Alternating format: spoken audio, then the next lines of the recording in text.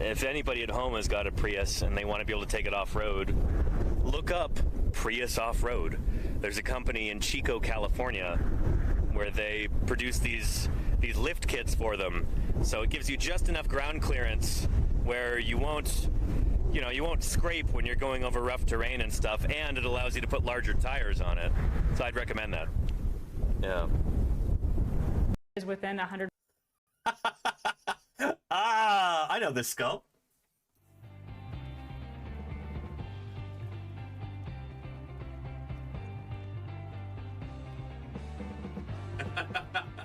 There you go. I need to paint mine a little bit differently so it matches more closely.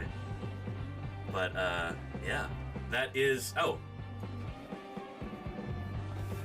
it's the same one right there too. That's the Cleveland skull, which is not from Cleveland. It's housed in the Cleveland Museum now, but that is from Carter County, Montana. It's from right near Ekalaka. This is a cast right here, and this is a 3D print. Yeah, they've actually got several. They've got several 3D prints here on display. Inside, and you get a first-hand. Wouldn't otherwise have. That's pretty cool. That's one of the things that makes us human, that we can not only ask, where did we come from? How did everything here come to be? We can actually find the answers. That's incredible. That's really amazing. And it's, I think, one of the most noble pursuits that anybody could have. That's why I'm proud to be a paleontologist. So, yeah. I hope that works. Yeah. Anyway, and SB says, is there a reason why you couldn't just plop a big tent on the site and work all year round? Funding? Funding. Yeah. We have, I guess, a few $100s for food here, and that's basically our budget. Yeah. Ethan and Don and Jim, they're getting paid out here. I'm getting paid, I guess, through Twitch. Through these live streams. But no, I'm volunteering here. I don't get paid to do this. So we've got a few $100, I guess, for fuel and for food, and that's it. Yeah. It's kind of ridiculous, you know. Dinosaurs are big business for Hollywood, for video games, for toy manufacturers, for everything else. But the people who dig up the dinosaurs, we don't see any of that money. Yeah. Anyway.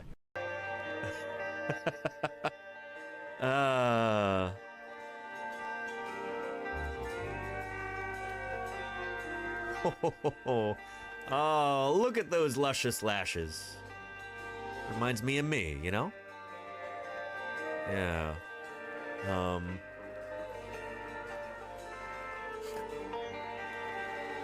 Going. But yeah. Yeah.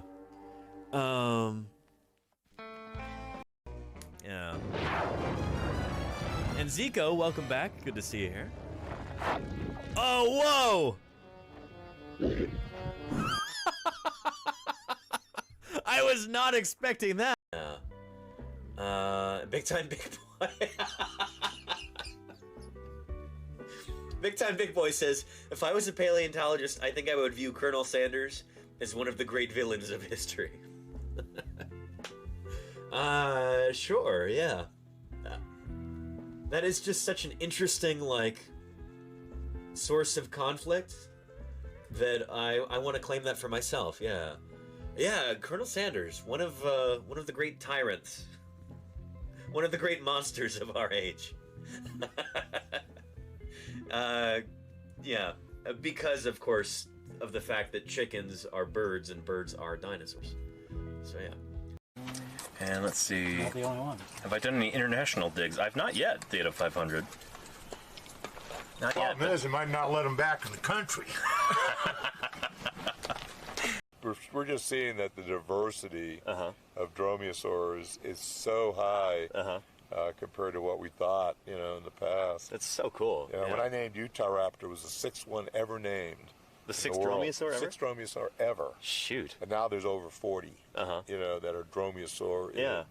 Did you, is that part of the start of the trend to name them raptor as the suffix? Was Utahraptor the second one with that suffix? I'm not sure. It was Velociraptor and then... Yeah, Utahraptor might be the second one. Yeah, because you know we were thinking, you know, the Crichton book, you know, and the whole bit. Yeah. And you know, And what specs does my computer have? Let me measure it real quick, Lugnito.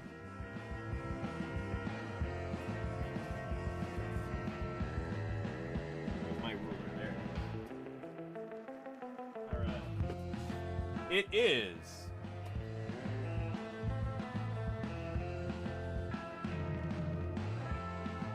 49.5 centimeters long.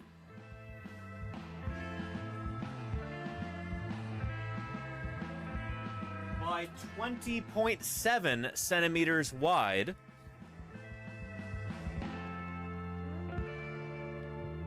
By 44.1 centimeters tall. That's the basic morphological dimensions of my computer machine. How useful is that information? Ontogeny. Yeah. Shoot, Starlink is not working right now. I'm not necessarily convinced that it is going to work this summer. I don't know. The technology just, it isn't there yet, you know? I think they released it before it was ready. But anyway, yeah. Again, my name is Danny Anduza. I'm a dinosaur paleontologist here on Twitch, trying to do some good old-fashioned science outreach in the best way that I know how. So here I am talking to you about fossils, about dinosaurs, about the history of life on our incredible planet from one of the places where we learn about that. Doling's Bowl in Utah. So this is not the name of a town or a city or even a region. It is like basically a little valley here in the Utah desert. We are, I guess, north of Moab right now. The Colorado border is just over there. And there are dinosaurs strewn about all throughout here. So I'm pretty excited to share this with you. From North America and from... Yes, and from... Oh, tell me Hell Creek Formation. Tell me Hell Creek Formation. the Hell Creek, and it's most... Yes! Oh!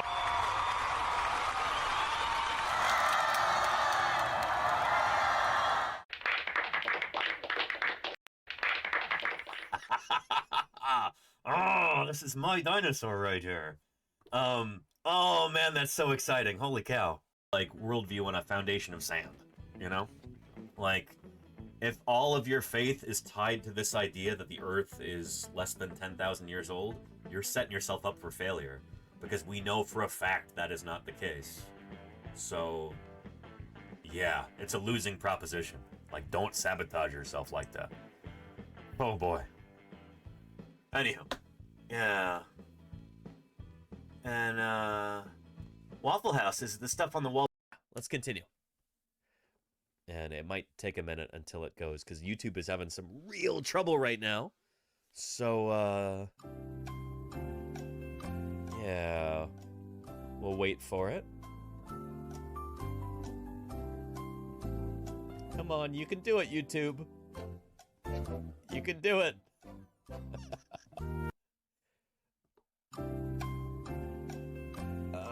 Their sound still isn't working. Oh boy, come on, YouTube. If we're going to get a There we little go. more fancy, we could talk about two main types. Yeah, I don't know if I have the personality to be a governor. No? I do love to lie. How do you feel about corruption? You into it? Hi, Mark. Hi. Are you paleontologizing? It's called paleontologizing. Ah! You wouldn't download a Triceratops as soon got the Durmiano. Oh, I would. I have. Lovely Lake Tahoe. I'm on the California side right now. Let me kind of turn this around so I can give you your bearings. So right now we're standing on the north shore of Lake Tahoe. There is the south shore. Way down there, that's South Lake Tahoe. That's west, that's the west shore. This is the California side over here. And that over there, off in the distance, those mountains are in Nevada. Maybe a skull bone or something like that, we'd probably be working a little bit more slowly, but like, it's high priority to get this thing out of here so we can get to the more important bones underneath. And here comes the flip. Beautiful. Textbook. A little bit of bone there, but it came out just clean. It's probably from your bone. Yeah. Nice. Very nice. Let me get some glue and then we're good to go. How close can we get?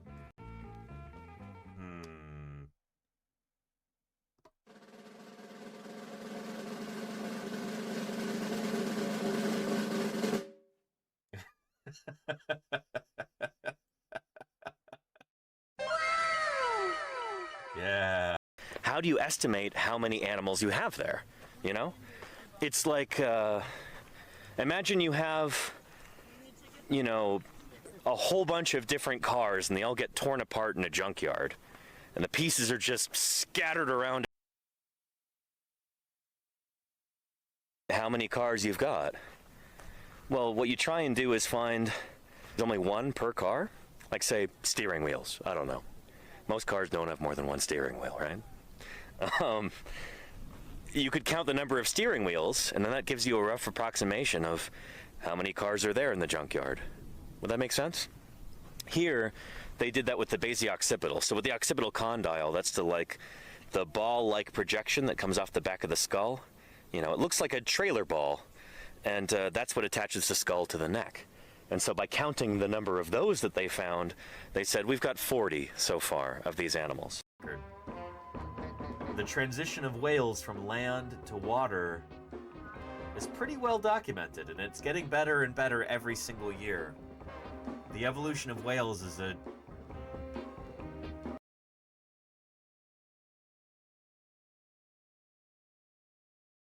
the history of life on Earth. It's such a cool example of how paleontology works, you know?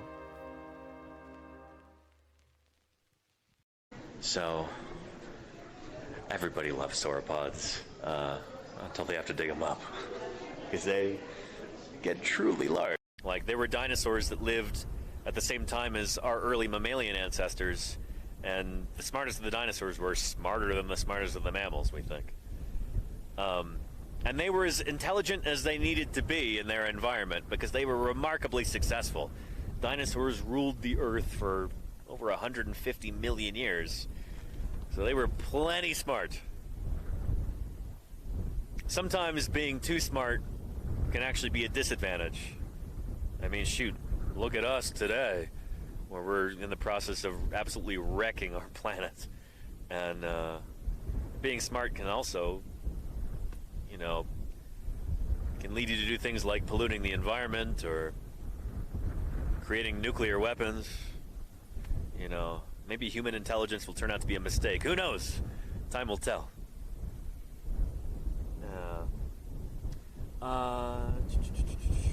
Let's see. But giant anteaters are not from Africa. They don't exist there. And so, you know, in a film with all kinds of, you know, talking, singing animals, it just completely ruins my, you know, immersion in the film. My suspension of disbelief shattered when they start having animals that aren't even from that continent. For shame. This is the sound. My immersion, says Claire Burr. I know, right? Oh, those, you know, can you believe it? Can you believe it, chat?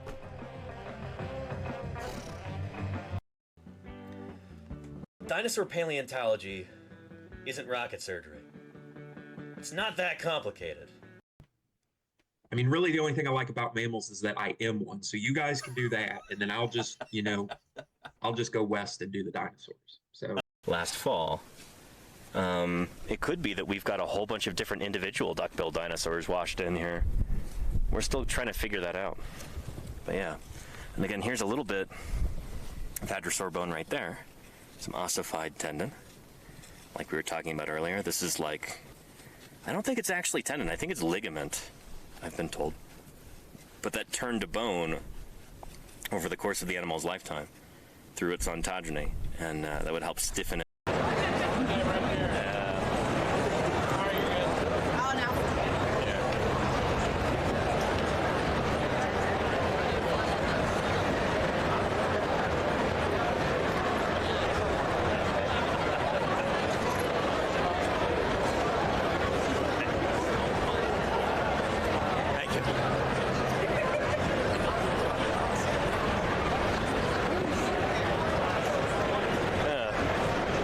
Here from Gastonia here. This is our armored dinosaur that we're excavating. It's a little plastic model. The real animal would have been about 15 feet long, about 5 meters in length. But here, in honor of those gift subs, a word from Gastonia. There we go. Here, let's hear another one.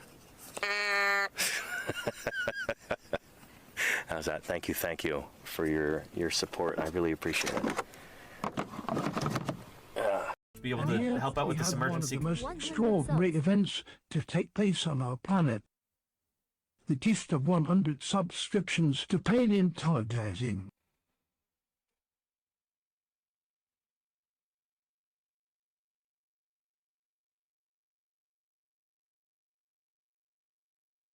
Did that really just happen there? Gift subs this minute. 100 gift subs, 3 minutes. Incredible. Horror X, I don't know what to say. But it is insanity, sacrificial goat. Holy moly. You don't know how much I appreciate this. Nor the 250 community members who just had a gift subscription. Over a vast prehistoric world yet to be discovered. Oh, who are they going to talk about here, everybody? Patron saint of vertebrate paleontology? Hero to us all? Who are we going to talk about now in this? If you know, type her name into chat. Not Jack Horner. No. Yeah, and not Sir Richard Owen, Javasaurus. Good guess, though. We're talking about the right time period, at least, kind of. Yeah. Yeah, Daikaiju. Mary Anning. No one dreamed sea monsters could be real. Jacket or a field jacket around the fossils to safely get them out of the ground and back to the laboratory. So think of it like a protective cocoon that we put around the bones to protect them as we transport them back to the museum. So the lower jaw is in that right there. Yeah, right. We've got another lower jaw right here in the ground.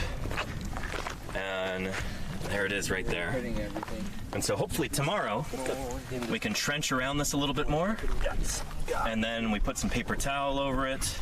And we take some burlap strips, we soak them in plaster of Paris, stick them over the top, almost like a broken arm or broken leg.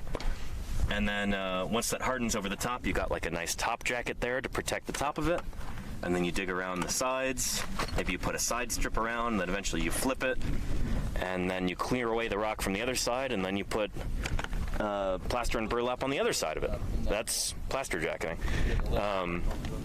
Yeah, maybe I'll be showing more of that tomorrow, but if you paid $27 million for a dinosaur skeleton, you are getting played. They're not worth that much. I mean, like, this took a few $1,000s to dig up, and then, you know, a few thousand more to prep and to store and to clean and, you know, consolidate, like all the other stuff. You're dealing with probably less than $100,000, being generous. Yeah. So if you had even $1 million, you could go out and find 5 T-Rexes like this and dig them up, put them on display, whatever you want. So if you buy a dinosaur like that, you are getting ripped off. Take that geology course, absolutely. Once you start to see things from a geological perspective, it's like that could be life-changing for a lot of people. It's great. So take that course. Yeah. And 1/4 of the ice stream. There you go, Jody Fish. Yeah. Yeah. work out exactly where the Yeah. And 32 degrees Celsius. That's continent, conquer the landscape, and develop it. Manifest Destiny is most famously depicted in this 1872 painting called American Progress. Yeah, not to scale.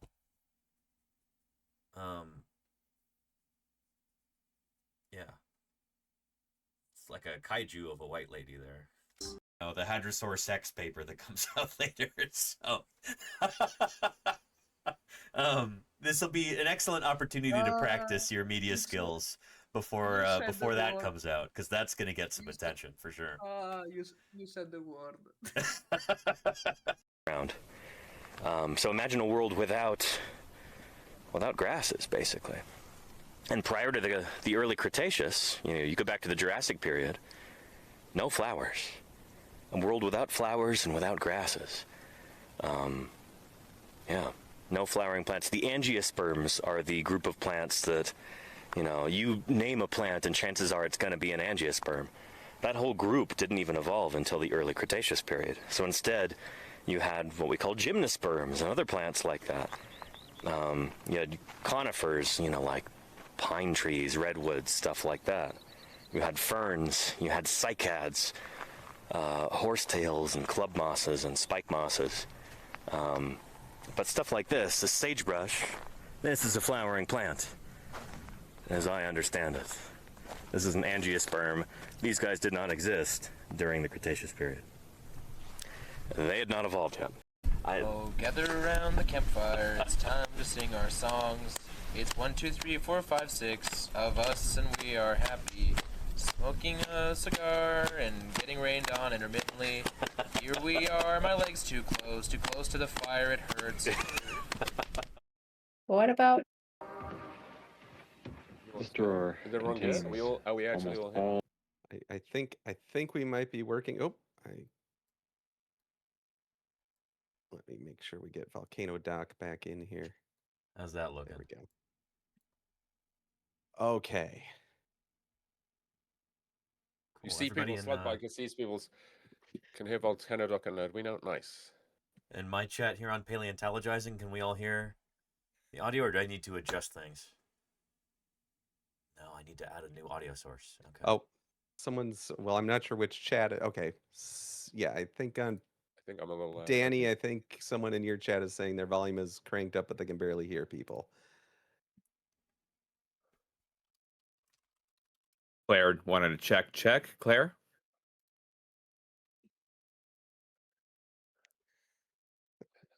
Hello, lovely people. Anybody? Oh. Bueller. Huh. Oh, audio's good? Okay, excellent. Bueller. That's so weird. Everybody's good? We can hear you, Volcano Doc. I think everyone... Thank you, Lordy. Shh, don't jinx it. There we go. Okay, and I think I fixed my double audio issue, so I think we should be good here. Someone in my chat can confirm that they're not hearing me twice. Yeah, can somebody in my chat also confirm that? I think I just got my mic added to the scene. That was the one thing that was missing. But everybody looks like everybody's in the right spot. Yeah. We're all here. Excellent. What can we ask for? Guys, welcome in. It's good to see you. As usual, the technical difficulties, but we were trying to be too fancy, I think. Me and Finite were trying to Yes, definitely. We paid the price. But welcome, guys. Thank you so much all for being here. You guys, again, I don't know, when was it? Like October, early November? I was like, oh, maybe we should do that again. And I figured people would be like, no, I'm too busy. I got other stuff to do. And everyone was like, yeah, let's do it. So I'm really glad everyone was excited to come back and do this again. The second annual Science Roundtable Chat and Secret Santa, I believe. Did everybody has everyone's Secret Santa arrived? I think mine did not. I got mine a couple days ago. Okay, yeah, we'll figure it out. Yeah, I got mine. Nerd, did you get yours? I did. Mine arrived a good while back. Yeah. That's an early Santa right there. That's a good job. That Santa was, he was quick. Mm-hmm. So quick that I started to open it before I was like, oh, I wonder. So I stopped myself. But and the other thing I think is funny is I have a sneaking suspicion that several of us may have bought the same thing for the others, but we'll see what happens. I don't know. You can't put 5 scientists in a room; they wouldn't agree on anything. But you send them off to do something on their own, and they all do the same thing. It's kind of funny. I don't know about that one. No, it just depends on the science, maybe. How's everyone's year been? Let's go. Well, why don't you go around? Let's go around. Maybe we should introduce ourselves for people in chat who don't know who we are. Why don't we start? I don't know. Finite. You're a top left for me at least in the window. So why don't you start? Okay, I'm Finite Singularity. I've got actually a PhD in structural engineering, in structural risk assessment, something I don't do at all anymore. But I spend my day job time developing OBS plugins. Do a lot of work for Elgato, developing plugins for them, and due to their open source nature, I'm able to stream it all. So we stream, 3 or 4 days a week, developing OBS plugins, doing a lot of shader stuff, doing a lot of, really, really fun sort of signal processing is what it all boils down to, and showing people how to code and how to do some of those things. And it's a blast. Awesome. Very cool. Yeah, very cool. I always enjoy watching your streams. Thank you. Who's next? Science? We actually just got a beastly raid from the lovely Lana Lux, game developer. Raiders, welcome in. I just wanted to do a big plug for the Science channel. We're doing a collab today with Finite Singularity, Nerduino, Paleontologizing, and Volcanodoc, chatting about the state of science. And they're all in the shared chat. You can click on their names and check them out. They are the leaders in the scientific field on Twitch. Go drop them each a follow. And Danny, right over there in that beautiful Christmas sweater, and this latest Twitch ambassador, that beautiful blue and purple check mark gradient. My goodness gracious. So guys, go check out all these incredible people. And Lana, for those who don't know, Lana is an incredible game dev on this channel. We had her on for our Women in STEM month last year, or still this year. God, the year has been going by quickly. Guys, welcome on in. I'm Balint. I'm 1/4 of the stream. The other 3/4 have been on the show today. Lita, Munchkin, Buster Brown. Lita and I have our doctorates in molecular biology from Dartmouth. We did our postdocs at UPenn, and we're now currently, due to the wonderful economy, full-time streamers, trying to bring science to everyone here on Twitch. Very cool. Very cool. All right, Danny, why don't you go ahead? Yeah, sure. I'm Paleontologizing is the username. Danny Anduza is my government name. I work on dinosaurs mostly. I'm a paleontologist, so I dig up fossils. I publish on them in the scientific literature. I go out and conduct fieldwork live on stream. 11 weeks this year we spent in the field, and I streamed almost every day of that. So the whole point is to try and show people how fossil science really works. How do paleontologists conduct our research, and trying to, not just show people how it really is, but also help people develop a passion for natural history too. So I do this full time. I'm very lucky to be able to do that, and really excited for what this next year is going to bring too. And then now that the whole ambassador thing came through, so and I'm glad to be here. Thank you, Nerduino, for putting this together. And congratulations. Yeah, congratulations. Thank you. Yeah.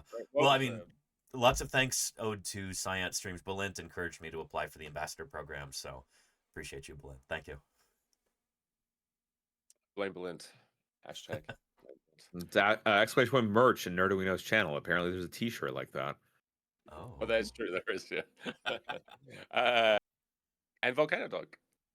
Cool. Well, hi, welcome everybody. I'm Volcanodoc, a real volcano scientist and professor. When I started streaming, I was a PhD student in volcano science, and now I'm a professor of volcano science. I'm a professor of mineralogy and petrology, so minerals and then rocks, how they form. And I stream on Sundays on Twitch. I stream about volcano science. Yes, the hottest stream on Twitch, a full 2400 Fahrenheit or about 1150 C, which is the approximate temperature of molten basaltic lava. So you can stop on by, and sometimes I do real scientific research whenever I can. Sometimes, you have to be careful about doing real research on stream, and occasionally, whenever I can, do interviews, talk about volcano science and science in the news. That's yeah. Very cool. That's amazing. Are you worried about being stream sniped if you're doing real research on Twitch? I'm a little bit so Yeah, right yeah. now I'm working on a new volcano, and it's the first study of this kind at this volcano, so I'm a little bit worried about getting scooped. Yeah, sure. Understandable. Totally makes sense. Yeah. I guess that leaves me. So I'm Nedwino. I have a PhD in astronomy from the University of Illinois. Go Illini. I worked at NASA for about 10 years after my PhD. I worked on a mission called Planck on the cosmic microwave background is what my area is, or was. I don't work there anymore. But yeah, so I spent about 10 years at NASA, and now I stream Tuesdays, Sundays, and Thursdays here on Twitch, and we talk about space and astronomy. We watch launches. Have an observatory in the backyard. We can do some astrophotography. Yeah, and we talk about science and the state of things. And yeah, that's me. So I think one of the things we were going to talk about, which maybe we should start with that, since my guess is that this may take a more somber turn later when we start talking about the state of science.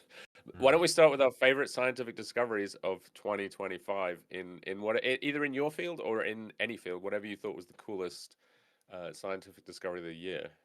And do you want to? We should just go the same order. We'll just start with finite. Yeah, sounds good to me. Sure. I was thinking a lot about this, and there was one discovery that was pretty cool, and I figured you all would probably pick it. So I put it in my second tier, and that was the potential building blocks of life on Mars. But I think there was a bigger discovery in 2025, which somehow is a little bit related. However, it was discovered off the coast of Hawaii, and it is a new species of deep sea coral that ended up being named Iridogorgia chewbacca because it looks like Chewbacca, and maybe we've also now discovered where Chewbacca originated from. So that I am gonna go with the Chewbacca, the Chewbacca defense. Fair. And so I want to announce everyone in my chat. I am having all sorts of audio issues here, so if you're not hearing anything, feel free to head on over to any of these fine streamers to hear. You hear the other, just not me. Okay. Well, we'll try this. We'll see if that works. Let me know if that works, and we'll go from there. So I'll hand it over to whoever is next. I don't know how you're going to top Chewbacca coral, but that is my discovery of the year. Balint, you're up. I'm just disappointed that Finite didn't make the Chewbacca noise. Right, I feel like if you're gonna make that, I can't do the Chewbacca noise. That. I am gonna have to go really basic and anti-malarial antibodies development. So this was a unique type of treatment for malaria. It doesn't target the mosquitoes. It's meant to be preventative or treatment after you get the initial stages of malaria. These are antibodies. They are monoclonal, so they are raised specifically against the plasmodium that carries malaria. You inject it. It attacks those parasites. It tells your immune system that, hey, this thing is foreign and needs to be wiped out, and it really gets you primed, your body-wise, to wipe it out. So it could be a breakthrough, because during this intro that we had, I think the number is 300 kids died of malaria. Like, that's the death rate of malaria, is that during our conversation we'll have had that many children have died. And so to have some kind of breakthrough where you can actually increase the likelihood of survival is huge. This isn't, again, necessarily preventative, where it's going to be wiping out malaria in any way, but it might be a breakthrough treatment. And again, they're starting now the clinical trials, but in practice it works. It works in the mouse model. And I thought that was really, really cool. That's extremely cool. Nice. Yeah, That hard to beat is. that. Shoot. I know, right? Well, you're up, Danny. Now you have to top it. Well, here, I guess I'll have to go get a visual aid maybe to help compete with that a tiny bit. Hang on just a second here. Oh, it's props. I didn't know we were allowed props. I already have a ton of theropods in the background, but here's another one. So I kind of had to go with this. It's the obvious choice as a dinosaur paleontologist for this year, but this is a 3D print of a theropod dinosaur skull. It's been a really, really controversial since it was first found. It was named Nanotyrannus back in the late 1980s, and the debate has been, is this a juvenile Tyrannosaurus, or is it an adult of a different species entirely? And so this has been one of those controversies that's raged for decades at this point. And now it looks like we might finally have an answer, and it's not the one that I was expecting. So a new fossil and some study of this original specimen, which is in Cleveland, it's shown that the critter is an adult. Nanotyrannus is probably a real animal. All the evidence seems to be pointing toward that right now. And this is a hypothesis that I was never on board with, but that's the thing about science, is that sometimes we're wrong, and we should really celebrate that. Even when our pet hypotheses turn out to not be correct, we're still learning something new. We're still, discovering new things about the world around us, and that's the whole point of science. So I kind of have to highlight Nanotyrannus for my top discovery of the year. So there you go. Very nice. Very nice. All right, Volcano Dog, you're up. Oh, well, I got to pull out Jezero Crater on Mars. I mean, Nice. that's just the coolest, most phenomenal paper. If you guys missed, Nerduino and I did a collab stream about the potential for potential biologic signature on Mars. And I know that most people in chat are probably more excited about, oh my gosh, there may have once been life on Mars. But from a scientific perspective, I urge you all to go read the paper, because it's just so well written, and their argument is constructed so beautifully, where they present the null hypothesis that, there is no life on Mars. Let's just start at the baseline of there's no life. And then how can we explain these things that we've found without life? We're having some problems. So maybe we should consider the possibility that these might have been made from life. And to me, that was just such an elegant way to present the argument that I was so excited that I canceled I canceled my planned lecture the next day, and then we went over that whole paper in my mineralogy class. So it was extra exciting to be a mineralogy professor when the news came out. Awesome. Yeah, that was fun. Thanks for that collab stream. That was so fun. Thank you, Nerduino. I guess that leaves me. I'm gonna go. I just want to say, so on the T-shirt, I realized that you can only see the top 2 lines of the T-shirt. So I feel like maybe I should show the whole T-shirt so that everybody knows what it actually says. And it's a reference. It's an old reference. So. Celebrity Jeopardy. Celebrity Jeopardy. So Oh, if you can only see the top 2 lines, that's The girls got it for me for my birthday, and they're like, "You can wear this on your holiday stream." I was like, "Okay." Right. So it's not my fault. Okay, it's not my fault. For me, mine's a little more wholesome. It's just tell your dog I said hi. I mean, let's go, Danny. Let's see what's on. What have you got going? Yeah, it's a Tyrannosaurus skull. I got this at the Natural History Museum in London. They have an animatronic T-Rex there, like 2/3 scale or something like that, and they put a different festive jumper on it every year, and then they sell it in the gift shop. So I had to. Are you sure that's not the Oh, full how size fun. of the skull you just showed? It's pretty close, isn't it? Yeah. Another Tyrannosaur too. Yep. That's funny. And then Volcano Doc, do you have a holiday sweater as well? No, mine has Smokey the Bear on it. Very nice. There you go. Okay. It's a sweatshirt because it's chilly.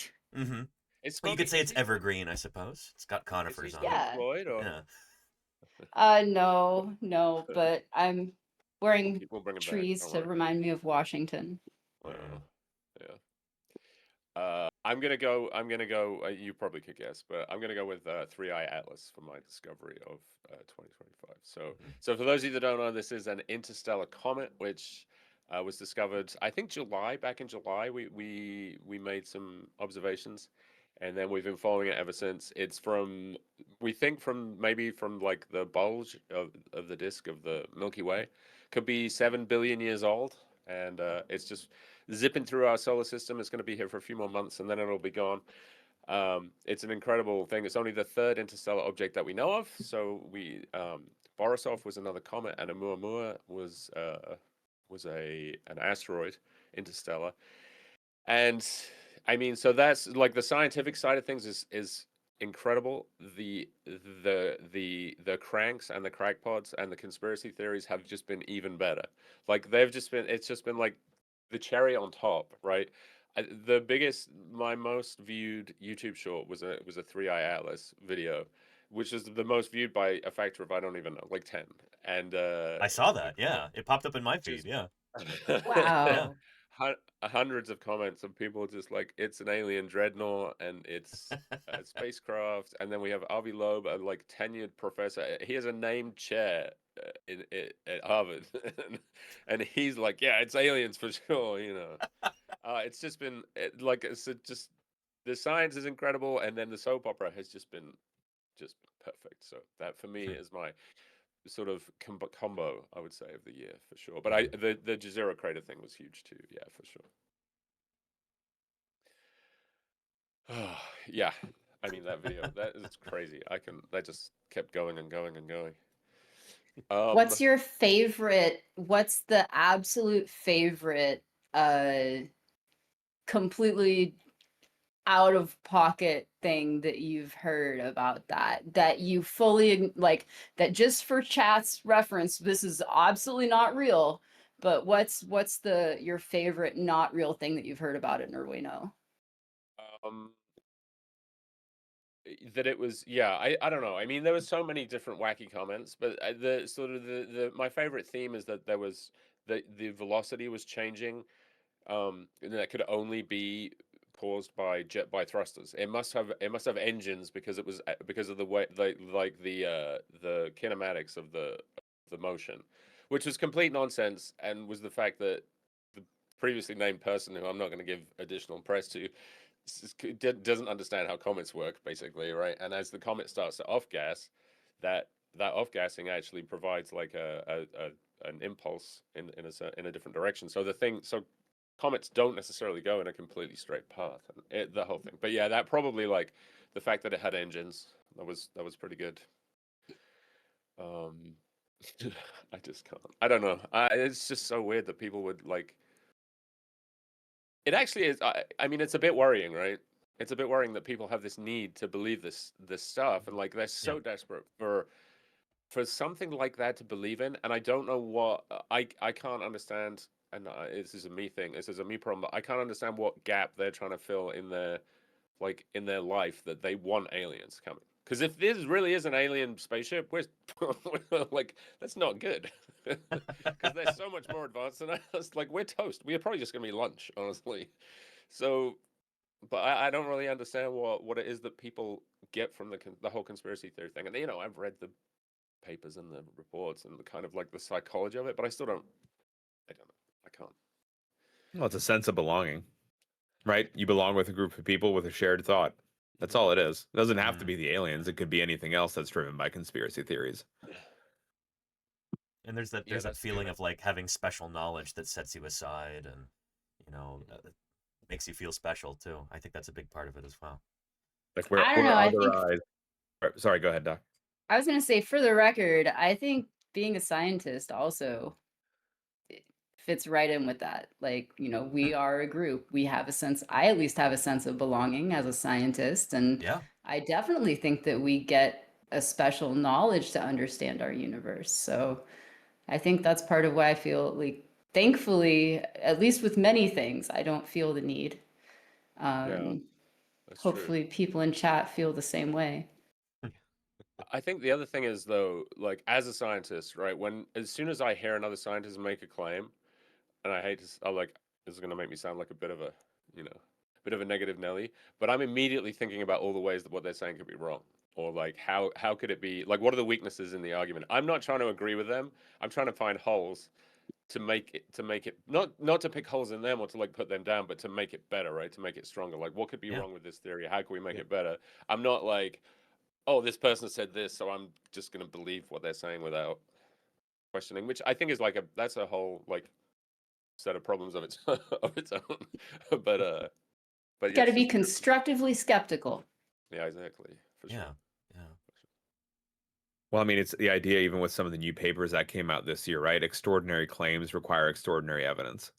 You have to be a skeptic. Like we all dissect some of these science news stories where it's like the popular press says something, and you're like, I don't think it actually says that. So that's not even attacking the theory and the hypothesis, right? That's just dissecting the base of what presented. And then afterwards, reading the paper itself, and yeah, you're going to find holes, but you just want to get the best kind of evidence that you can. Yeah, absolutely. Any big scandals in the world of paleontology this year, Danny? I mean, just pick one. Like, Well, I mean the Nanotarinus thing, like I mentioned, I wasn't rooting for that hypothesis personally, which is I guess why I wanted to share it today, and many people in chat are familiar with this too. Yeah, the biggest scandals right now are probably just like all of these commercial fossil auctions. So like a dinosaur specimen gets dug up on private land in the U.S. and then it goes up for auction, and there's a huge media brouhaha over that, and people get really excited, and we as paleontologists are just looking at that going like, I wish we had $40 million to, run a field program or something. People are losing their jobs left and right. Funding is being cut, and these dinosaurs, which are oftentimes like mostly plaster of Paris or 3D printed parts and stuff, they gussy it up to sell it for more money. It's a source of consternation in the vertebrate paleontology community for sure. And we've got a few more of these coming up right like in the next few weeks. So yeah. Just to put that into perspective, what kind of research, what kind of field program could you run for $40 million? Like, how many you could people? build a whole museum and give it an endowment in perpetuity for that much money. I mean, you could find thousands upon thousands of dinosaurs over the next century with that amount of money instead of just, purchasing one at auction. And to be clear, like these usually don't end up in museums anyway when they get purchased. They end up on some wealthy person's mantelpiece or, whatever. Yeah, it's really aggravating to see that. Yeah. Sorry to be such a bummer. No. Science, any big scandals there's always scandals in biology. Give us what's the latest retraction that's had to be Well, actually, published? the fun one Lita was talking about yesterday, there was a study published in 2010 about arsenic being utilized as a substrate for life. It was published in 2010. It was a big breakthrough. NASA was even really all over it because, again, it's the possibility for other types of life, how they might be able to function. And it was retracted just a few months ago. And I think 11 of the 12 authors still stand by the paper and say like there's nothing wrong done, but there's a new editor-in-chief at Science, where the journal that published it, and that guy has an axe to grind, so he retracted it. So it's a controversy on multiple sides. There's not to suggest that it's actually any kind of falsified data. It's just an extraordinary claim that's maybe been difficult to replicate, but there's nothing to suggest there's wrong there. And then all of a sudden, the editors now got an axe to grind too. So the politicking in science is worse than ever. Yeah. Yeah, it's always been the same, right? There's always been politics. Usually, it's hidden. It's a little better hidden than on some other fields, but occasionally it spills over into the popular press. Did you see this? I guess the other thing that chat's saying too is the dire wolf has been a wonderful controversy, I guess, as well this year, of what defines a species. Have we brought back a species? Who owns the species that was brought back? If there's only 3 of them, does this animal have any rights and should be protected? And yeah, that went on a whole thing too. I actually got to talk with some folks at SVP about this at the Society of Vertebrate Paleontology meeting, because I don't really know too much about Pleistocene mammals. That's outside of my wheelhouse. I'm a dinosaur guy. But I talked with some of the people who were actually on one of those papers with the Colossal folks, and these authors were like, yeah, that's 1,000,000% not a dire wolf. Dire wolves are not closely related to gray wolves. So even if they were able to you know, move around some genes in the gray wolf genome in order to recreate a dire wolf. They're barking up the wrong tree. Like, dire wolves are on the opposite side of like of the canid phylogeny there. It's yeah, it's kind of worse than we thought, I guess. I think actually, so Danny, I didn't realize that you knew any of these authors and that was what they thought, but the fact that they put their name on it and gave it credibility and still don't think that, like, yeah, that's it a big was old yikes. it was kind of not really their fault from what I understand. Like, we could talk about this in depth later. Sorry, I'm getting another mammal walking across the screen here. The landlord. Exactly, yeah.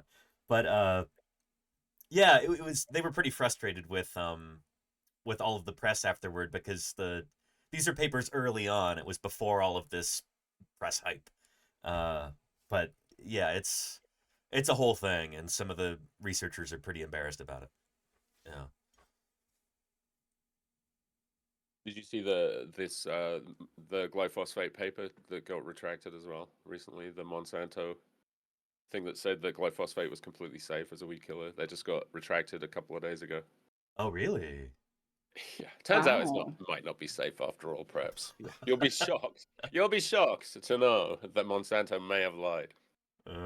It's amazing the things that are just totally unpredictable when mass amounts of money are involved. I mean, who could ever see any of that coming? Yeah, it's not like anything like that has ever happened in the past. No. And I mean, in my field, in computer science, I mean, we've obviously got all of the interesting research is buried by AI now, like AI, and even the interesting research being done into AI doesn't get any coverage because it's whatever pieces of AI frankly the 6 or 8 tech billionaires think is going to make them the most money is what gets all of the attention. And it's such a shame because it's things that are being way oversold, and no one at this point even seems to want it. And there's some really good quality research going on in things that would be very helpful in terms of AI, and none of it ever sees the light of day, and it's incredibly frustrating. I kind of feel like, I mean, computer science has always been one of those things that's been very closely tied to sort of profit centers and things like this, but industry and military feels stuff like too. yeah, but it feels like it has in the last 3-4 years really accelerated to the point that it's almost like it's a captured science at this point. And what do you do with that? Oh, I can tell you from a researcher's perspective, higher ups at the university level are pushing us to use it in our research. And for my field, that's not necessarily the best thing, at least in my opinion. I don't care to use, I think that it has its uses, and I think that machine learning is a fantastic, wonderful development. I'm all in favor of machine learning, but just if you were in chat and you didn't know that, yeah, researchers, we're getting very pushed and leveraged to try to, incorporate it into our research. So that's it's been sold as this silver bullet that's just going to solve all of mankind's problems, and it just isn't. It just isn't. Maybe it will be someday. I have my doubts on that, but we're not there. And it's again, there's so many good uses for it, but all of those things are being overlooked and pushed to the side, and it's whatever is the biggest profit center that is being pushed and sold, and that gets frustrating.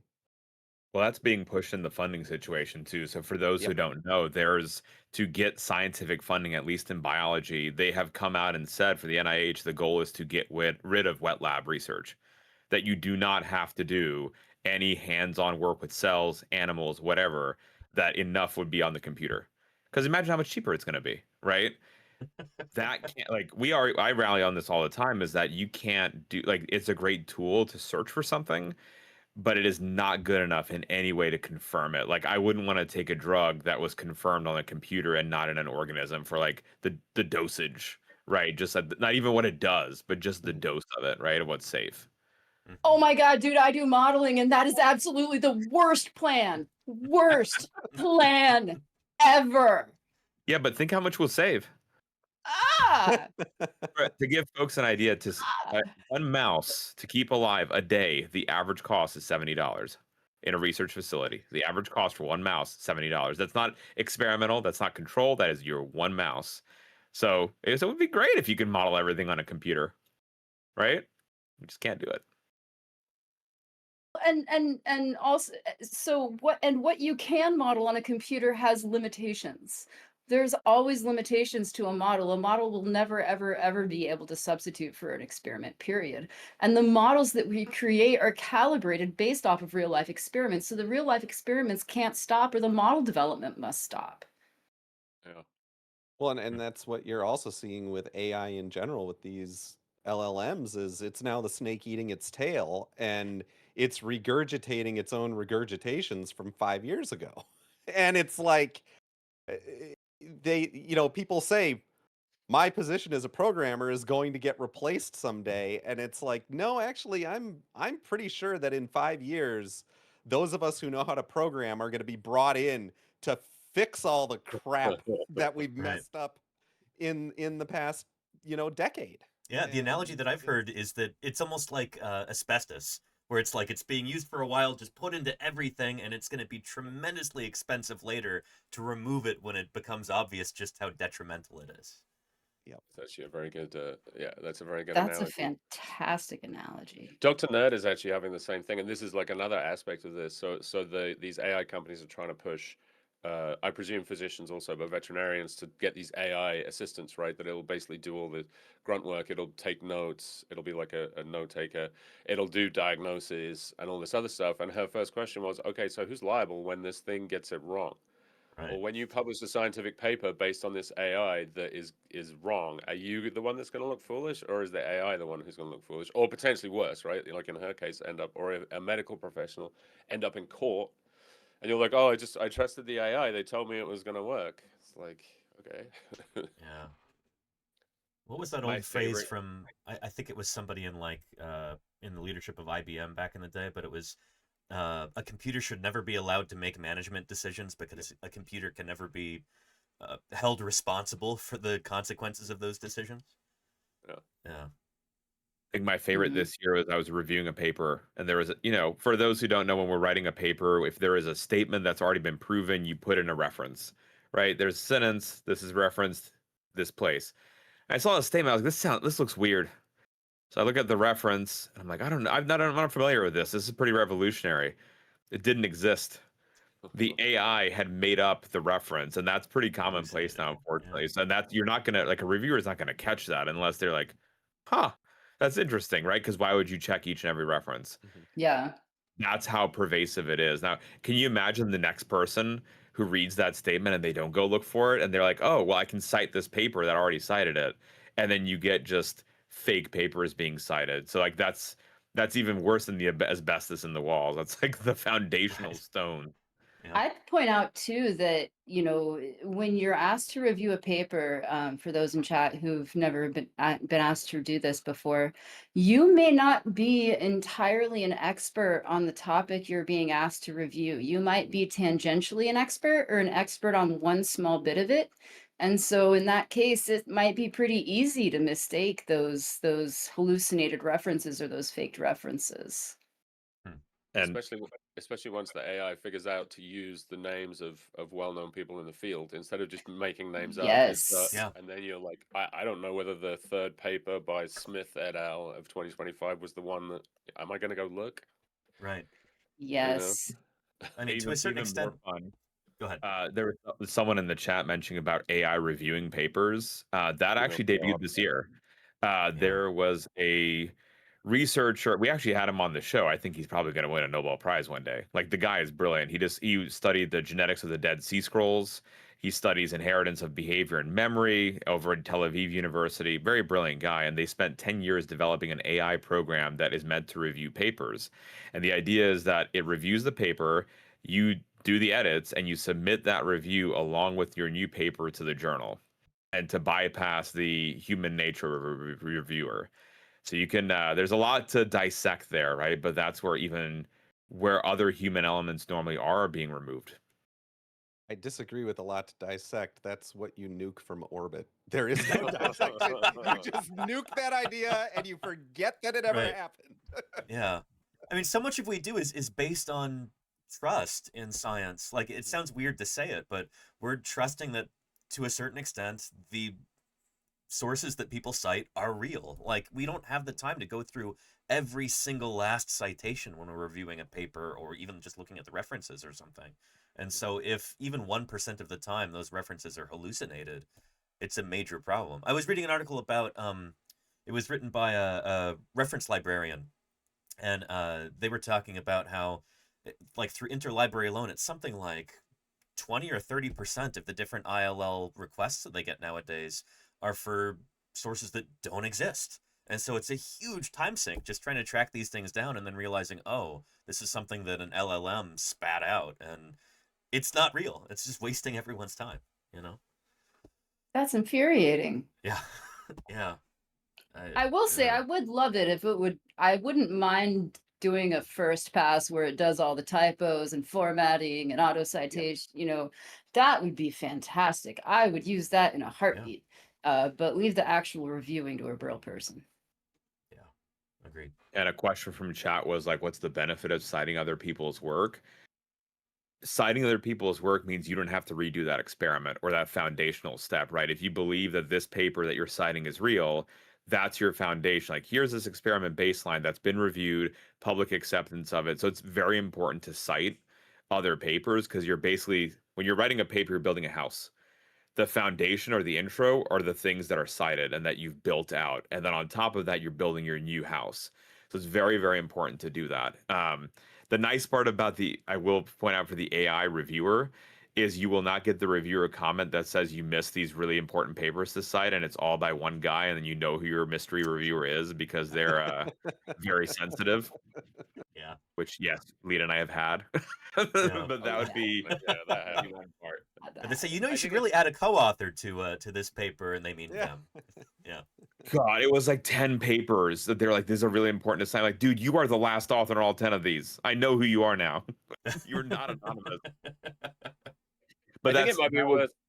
That was the argument, though, right? To also push this, because a lot of times, if you're a reviewer, unlike if you're me, no one signs the reviews, because then when that person reviews you, they're gonna reciprocate if they feel bad or if any animosity that you gave them work to do, right? You got a target on your back, and then you're gonna get nuked just because you were trying to get a good science paper out there, right? So it's really difficult. Like, it's like Danny said, it's important to have people in it, but the people also make it bad.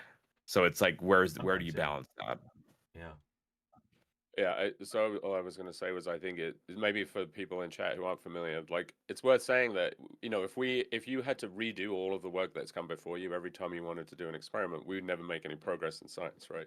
So the whole scientific endeavor we're basically just building on the shoulders of all the people that came before us and trying to, I mean, for me at least, even just create this tiny little thing somewhere, right? That it's such a huge endeavor, and you kind of feel like you can't make an impact, but you're just trying to make a little step somewhere that maybe someone else can get a toehold in and just reach a little bit higher than you did. And the citation process is kind of the way of doing that. And that's why the review process is so important, because the review process makes sure that those papers are kind of like, done properly, the research was done properly, that they're reliable, because everyone else is going to base what they do on that stuff. And so the citation thing is critical, and having a good review process is critical for just making progress in any kind of science. That's kind of how it works. So yeah, and of course there's always politics. I mean, we had people competitors, and they didn't even hide it. We knew who they were, and they were just like, yeah, screw you guys, we're not gonna approve this for publication. Like, okay. And to pull back the curtain a little bit, because we get this question a fair bit, a reviewer doesn't repeat any of the experiments, right? They don't actually do any of that work in their lab. They spend time, they volunteer their time to read your paper critically and give thoughts on if it holds water as a logical argument. Right. Right. They do not have the time or money to do any of your experiments, which I know we've had folks be like, that's crazy. How do you know? You have to have a high level of trust, and then you just have to, accept what you're seeing and see if it passes your logical rigor. And that's also not as a reviewer. That's not necessarily your job either, right? The repeating is the job. You publish it, and then other scientists read it, and they're like, "That doesn't either." Oh yeah, that seems right. Or no, I'm going to redo that myself, and it's up to other scientists to kind of come in and then repeat results. And it's not necessarily like even when a paper gets retracted, I don't think the reviewer necessarily catches any strays because they're just like, well, you read it and you corrected the grammar and you made some suggestions, but you weren't really responsible for the content as such, right? Yep. I see Smikes just said, like a code reviewer, the reviewer doesn't actually try to run the code. And I would argue it's very different. It's like a code review where the reviewer didn't build the code, which obviously they didn't, right? So, you read through when you're reviewing a paper, you read through. A lot of times you will go through some of the math and the arguments and put them together and make sure that those pieces fit together, which for me is similar to running the code, but they're not building that code, which is the experimentation, all the knowledge that went into producing that paper. So I think there is a little bit of a nuanced difference there. Yeah, 100%. Yeah. Wow, that was a deep rabbit hole. I don't remember how do we get in there? AI. I said AI. Hot topics. I knew Yeah. as soon as the words came out of my mouth, I Oh, was like, oh boy. wait, now we're gonna be on this for a while. Well, maybe we won't be here next year. Maybe we'll just all be replaced next year with Yeah, our Oh, AI avatars will be discussing. now the lords of AI are Time Magazine's People of the Year. I've got more faith in chat than Danny and I are that. safe. Well, I yeah, feel I like mean, Danny and I are pretty safe. Until those robots can go dig up stuff, we're all right. Wow, I like Yeah, that. Remember, you don't need to We're dig anything up replaceable. anymore. You just build it on a computer.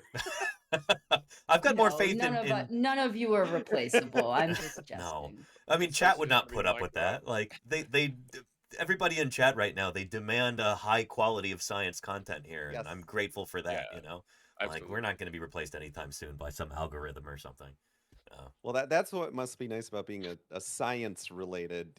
My viewers are just cheering for me to completely fail in my coding because that's what makes it fun on stream. They like to see the frustration.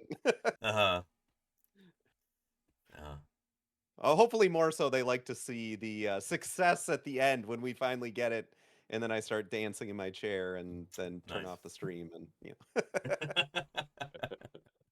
It's the adventure, Finite. It's the adventure, right? it At the end of the is, day, it the is. hero still prevails, but can't be easy, Yeah, you're doing the Lord's work over there, making plugins for us all to use on our streams. Yeah, seriously. Yeah. Do you guys want to? So we're an hour in theory. Do you guys want to grab a quick drink or something, stretch your legs, or you want to just carry on? Or drink right here. Yeah, all good. Yeah. If you need to go get something, Nerduino, I could feel do I either. got my tea right here. I got my disaster mug, whatever it is. Yeah. You'll like this one. The NASA. The NASA Yeti. Very nice. Is that the second one? Look. Yeah, that's the one that wasn't stolen from me on our vacation.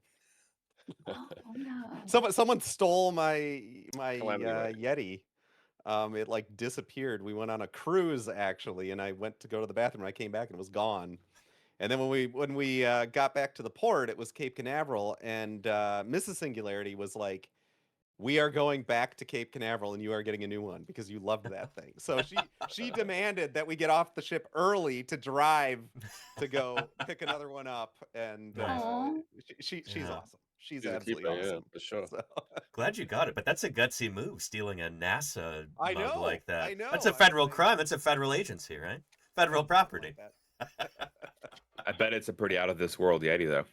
Oh god. It is. Oh my goodness. Okay, make it absolutely. I don't know. Wes.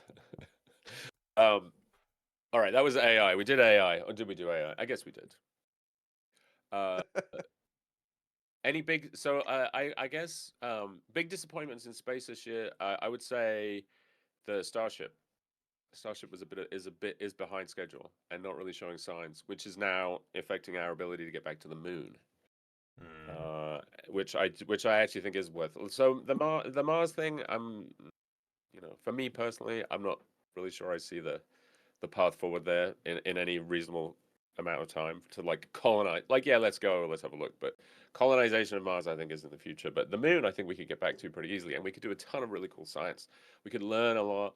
We could go to the lunar far side, and we could set up radio telescopes and things away from the Earth. And it's been a bit disappointing that they've been having so much trouble with Starship, and that is integral to their plans for Artemis 3 and 4. So I would say that's been a bit of a disappointment. It's not a scandal as such, but it's the more recent test flights have been much better, but they still, I suspect they aren't going to be able to carry as much cargo as they thought they were. Again, surprisingly, I mean, billionaires claiming huge things that they can't deliver on, but What have we ever seen? Are there any experiments there that you'd be really looking forward to if there was something done on the moon or even like above orbit on the space station? Like, what kind of experiments in space are done that are worthwhile and interesting in your eyes? Like, we have some in biology, but just for you, like, what is it that would excite you about going back? Well, like they just announced the two science experiments for Artemis 4 when it finally goes. It's scheduled for December of 2028. I suspect it'll be at least a year after that. But there's a dust experiment. So lunar dust is extremely abrasive, gets everywhere, it sticks to everything, right? It's like electrostatically charged. It's a nightmare, and we don't have, and not to mention, it gets into lungs and affects astronaut health. So that is going to be a really cool experiment. They're going to test the dust, learn about the properties, see what we can do about mitigating it. How do you stop it from getting into like a habitat when it comes in, if you go through the airlock, all that stuff. I think that's really cool. That's really useful, right? Because we have dusty environments on the Earth as well, where that technology would be applicable.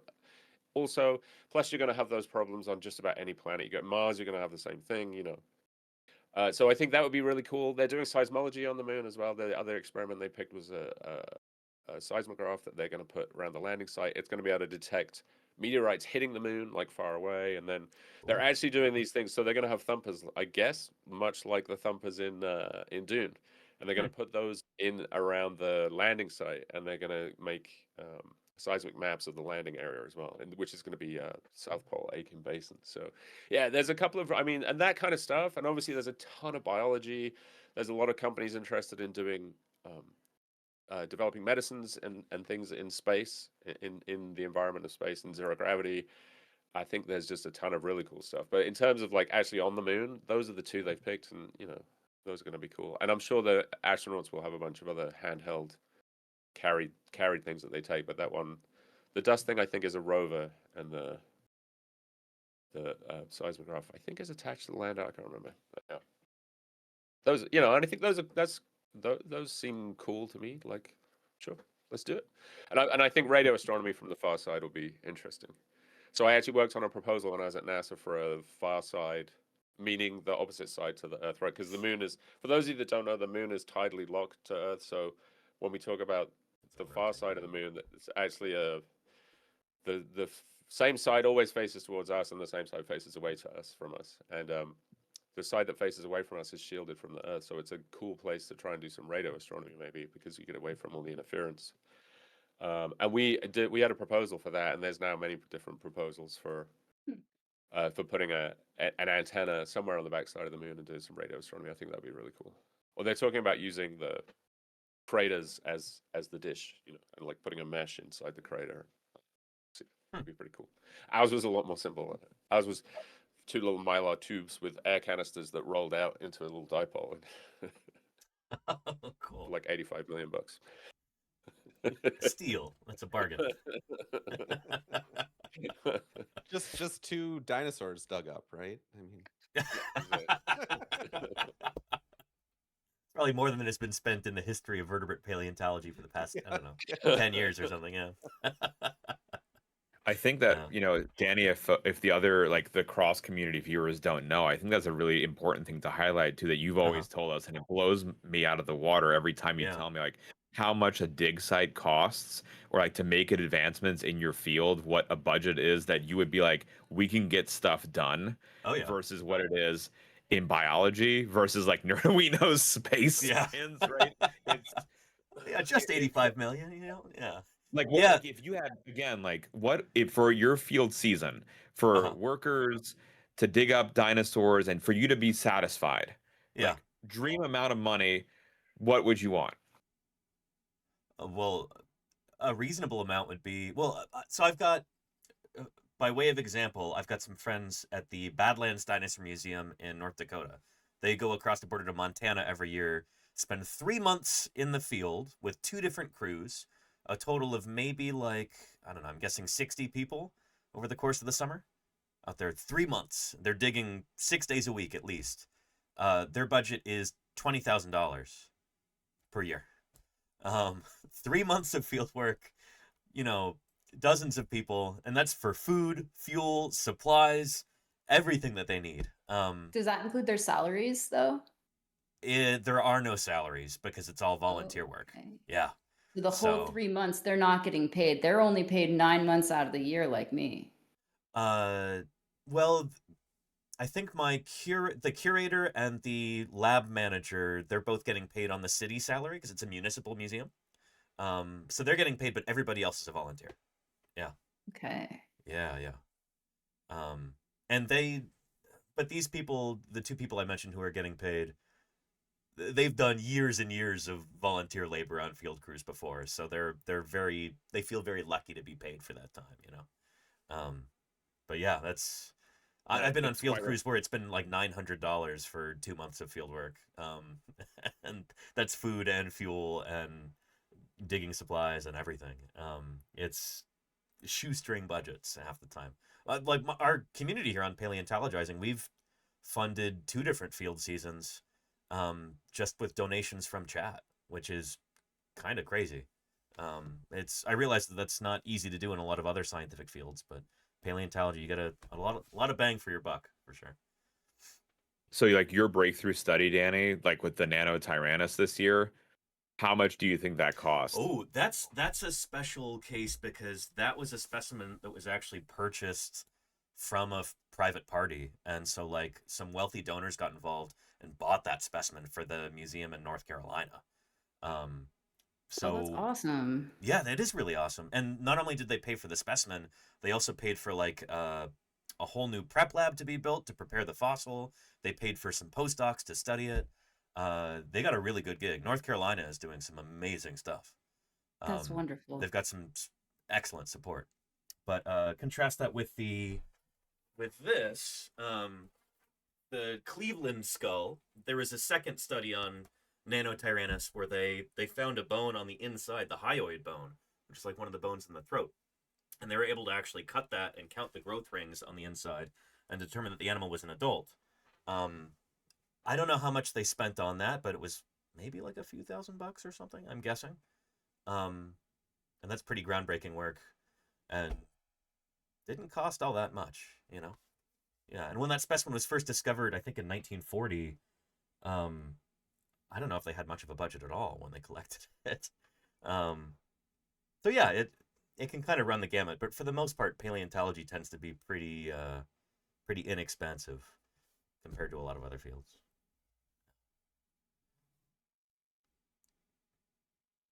Yeah, as obviously space is the opposite. I will say a lot of the costs for that particular mission were the launch costs, right? But that is coming down. That's one thing, with like SpaceX and all these other companies. Commercial launch is bringing launch costs down significantly. So we've talked on chat for a long time about trying to do a Twitch CubeSat, and NASA will launch a CubeSat for you. They'll actually pay the launch costs, but if you don't make the launch, you have to pay them back what it would have cost, and it's about $50,000. So it's not a huge amount of money to get a satellite into orbit. Wow. And then you can build a satellite it depends what you put in it, but you could conceivably build a CubeSat for a couple of tens of thousands of dollars or something. Test it, do everything. Very cool. So yeah, you can There are cheap ways of doing it, but yeah, like going to the moon is just not cheap. It's just no way around it. I'm glad I don't have to do field work on the moon. You know. Well, not yet, anyway. We'll see if there's any Yeah. reports of dinosaur fossils after these upcoming missions, but I might You have never, to go. you never who knows? know. You never know. When they put out those pounders, maybe those worms will show up too. You never know. Spice. Yeah. Spice Yeah, and mining on the moon.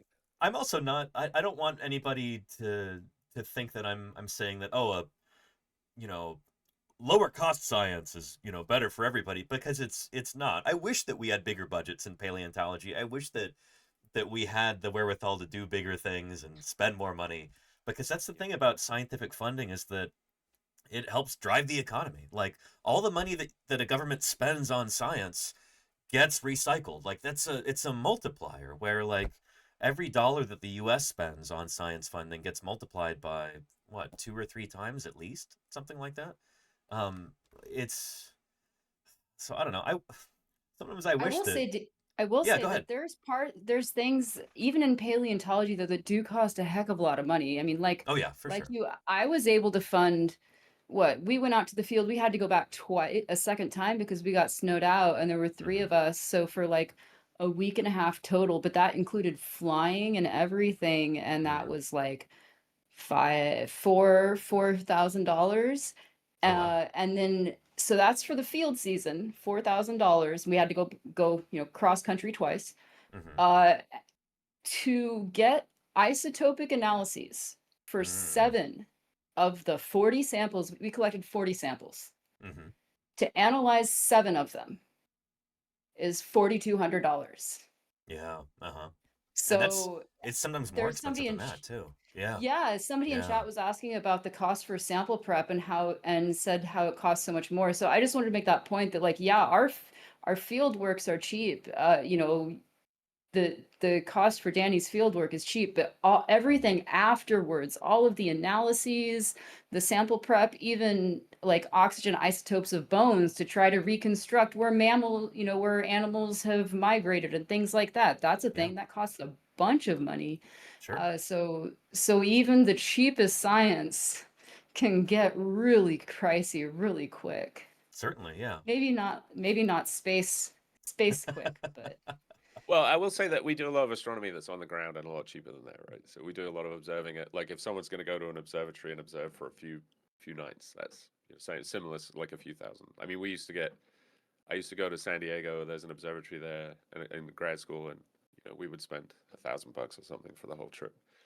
So there's definitely less expensive astronomy as well. And people do Well, and astronomy from their backyard, You look at things like space telescopes, and over time, over the 20 years that the Hubble's been up, your cost per image keeps going down and down and down. I mean, obviously there's the upkeep costs and everything, but these are long-term, structural investments as well to keep generating science. And yeah, the price tag initially is mind-boggling, but look how much comes out of it over such a long period of time. And I think that often gets forgotten about as well.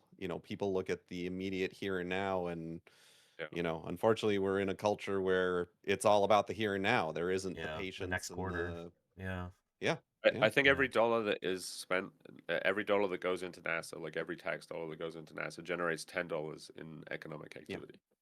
And so, like, it's such a it's such a short-term way of thinking about it. Like, oh, we're gonna save, you'll save how many million, right? Save 5 billion now, but that's 50 billion that wasn't spent over the next year in the wider economy. So, I don't know, that's crazy. That doesn't make any sense to me, but that's just me. I mean, the whole funding situation. Well, we could get into that if you want. I don't know if anybody really wants to depress themselves. But I know science has been on the very sharp end of the funding problem. So Yeah, it's a real prick of an issue. Oh, because it's sharp end. Haha, yeah. Yeah. I got you. No, and I didn't realize it was $10 for NASA. I know for NIH, the National Institute of Health, every dollar that goes in is $2.50 that comes out for US. And that's again things that you're not even necessarily going to predict, right? It's like studying green fluorescent protein in a jellyfish. 25 years ago, who would have known that that's a revolutionary technique that every single molecular biology study now uses as a cornerstone of the data, right? At the time, you could have dated that guy's that way, like, how's a jellyfish gonna help a people? Get out of here. But like looking ahead and just studying something because you're curious and you want to know how it works can inform you in the future in ways that we'll never have known. And that's unfortunate that that really isn't the mindset right now. Like Finite and Nerduino are saying, it's the here and now. It's not planning or just even studying for the sake of discovery. Like that beauty seems to be gone in terms of funding. Right. Yeah, I was reading. There was an article I read the other day about Bell Labs, and when Bell Labs was just like a huge brain trust basically, and there was no pressure on them to. They were just allowed to pretty much work on whatever they wanted, and the number of discoveries that came out that have changed the world from that lab in like this 5 or 10 years or whatever it was that they were allowed just to play, like it's huge. And yeah, it seems like you're just wasting money, and it seems like they're sitting around reading magazines and not doing anything, but you know. I think there's like I would be sat in my office at JPL sometimes, and one of the managers would come by. Like we had a couple of military guys, like the deputy director of the lab was a general, I think, and he just didn't get it. You'd be sitting at your desk reading like I'd just be reading a paper, and okay, yeah, it looks like I'm just sitting there reading. That's kind of my job, you know. But like that wasn't productive, you know. That wasn't like, well, what are you doing? You're not doing anything. You're just sitting there. Like, How does he think that you learn about what's going on in your field? Like it just gets beamed directly into your skull or something? You have to read about it. Should have been a PT or whatever. I don't know. Well, or even like, right, you can break down that financially too. If you're not reading it and you're not aware of the data in the field, you're just going to be repeating it and then wasting money. Exactly. Yeah. Right. So you can frame it in like the very monetary way, but honestly, like, you can't form the best ideas you can unless you know the current state of what's happening, how things are being done, the latest techniques. Like there's a new technique that was published this week that was developed in plants to be able to degrade or activate a protein in a different organism that's not a plant, right? But the mechanism is derived from plants using small molecules, and it lasts a lifetime. So it's not like once you degrade it, it's gone forever. You can reactivate it at any point. Like that's going to be a game changer, but someone had to study plants for that, and someone had to read about decades worth of work to figure that out. So, yeah, it's important to read. Yep. Well, that's the thing too about scientific discovery. Like we all know, you never know what you're going to find, and when we're working at the very frontier of human knowledge, you don't know what's out there. You never know what you're going to encounter. You never know what's going to turn out to be phenomenally important a decade into the future. We just don't know what we don't know. That's the whole business of science, is figuring this stuff out. And sometimes it's going to look a little bit silly to outsiders, but that's just how it works. We're on the very frontier of human understanding, you know? It's all unknowns for me. Literally we create new knowledge. It's hard. Yeah, it's Otherwise, not everybody easy. would do it. Do you think we could do a better job of marketing that side of things to people than we do Yes. like scientists? Oh, yes. Yeah. I was just going to bring that up in terms of, you know, we're all science communicators, right? And there's been a lot that's gone on where science communication has led to huge misunderstandings and flat out misinformation. And obviously, you're always going to have parties involved with the communication that are going to want to misrepresent things. But it seems to me that sometimes with how scientists, as scientists we communicate, we are ripe for that. And you know, it begs the question, how much of a responsibility is there on the scientific community to adapt how we communicate things with all of the new forms of communication, with an understanding of the myriad of ways that things can be misrepresented and turned into misinformation. And it seems to me, at least from my experience and the folks that I've been around in the scientific community, people are like, well, this is the way I've written papers for 20 years. I'm not changing how I do. And it's like, is there some responsibility there where we need to kind of fight fire with fire a bit? I'm throwing that question out. I'm not an active scientist right now, so I don't have necessarily the answer for that, but what are think thoughts on that? I think I'm fascinated in I thoughts think on. one important thing is you have to define to you what is a science communicator, Mhm. right? That's your fundamental thing. It cannot be a jabroni who likes to read about science on press Yeah, releases, right? exactly. Like I think of someone who's an expert, and that's step one, right? Mhm. That is not a border. That is not a filter. You do not have to be accredited in any way to be a good communicator, but that's like a filter, right? Mhm. For just to me, how do I know that you know what you're talking about, Mhm. right? Whether that be a degree, whether that be field work with the hands-on experience, right? Show me that you know what you're talking about in some way, right? That's step one. And then step two is how do you conduct that communication? Do you tell me what to think and feel? Mhm. Or do you give me the tools to dissect and make my own decisions? And that I think is the really difficult part where the It controversy is. comes in, right? Where there's Yep. science communicators who tell you what to think, right? Don't worry about this. That's a common one I've heard where I ask a question from someone and they don't worry about it.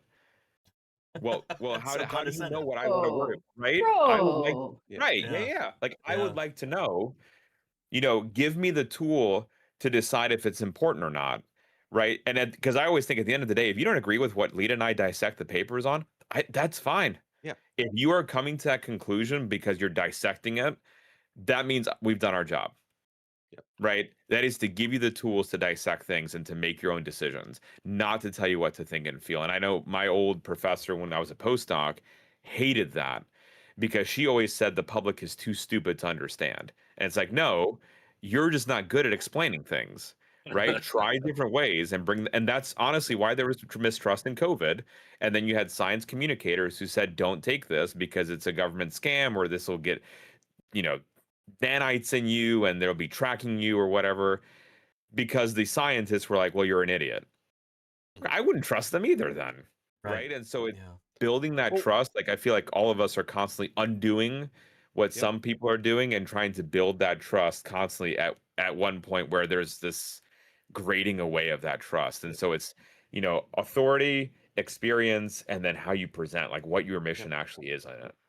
One thing that was really interesting that I noticed, and granted, this is going back 20 years when I was an undergrad, but I was in an engineering program, right? Specifically a structural engineering program where we're designing buildings that if they fall down, we got a big problem, right? And every engineer at the school I was at had to take 3 different engineering communication classes. And none of my Mm. friends that were in hard sciences had to take any sort of scientific communication class. Right. And engineering was more tied to at the time at least more tied to having to secure funding to actually build this structure, so you need to communicate to regulators why it's safe, you need to communicate to the public that they're okay to go into this structure. And so it felt like on that frontier of engineering there was a lot more emphasis on having the skills to communicate very complex engineering issues in a way that people who hadn't studied engineering could get a deep enough understanding to not be an expert in it and not fully understand it, but to have the idea of what's going on. Yeah. And I wonder if more of that wouldn't be good for the hard sciences now that we're having all these issues with this lack of communication. Is it a lack of education for those in harder sciences? I don't know. Again, I don't know. I didn't go through those programs.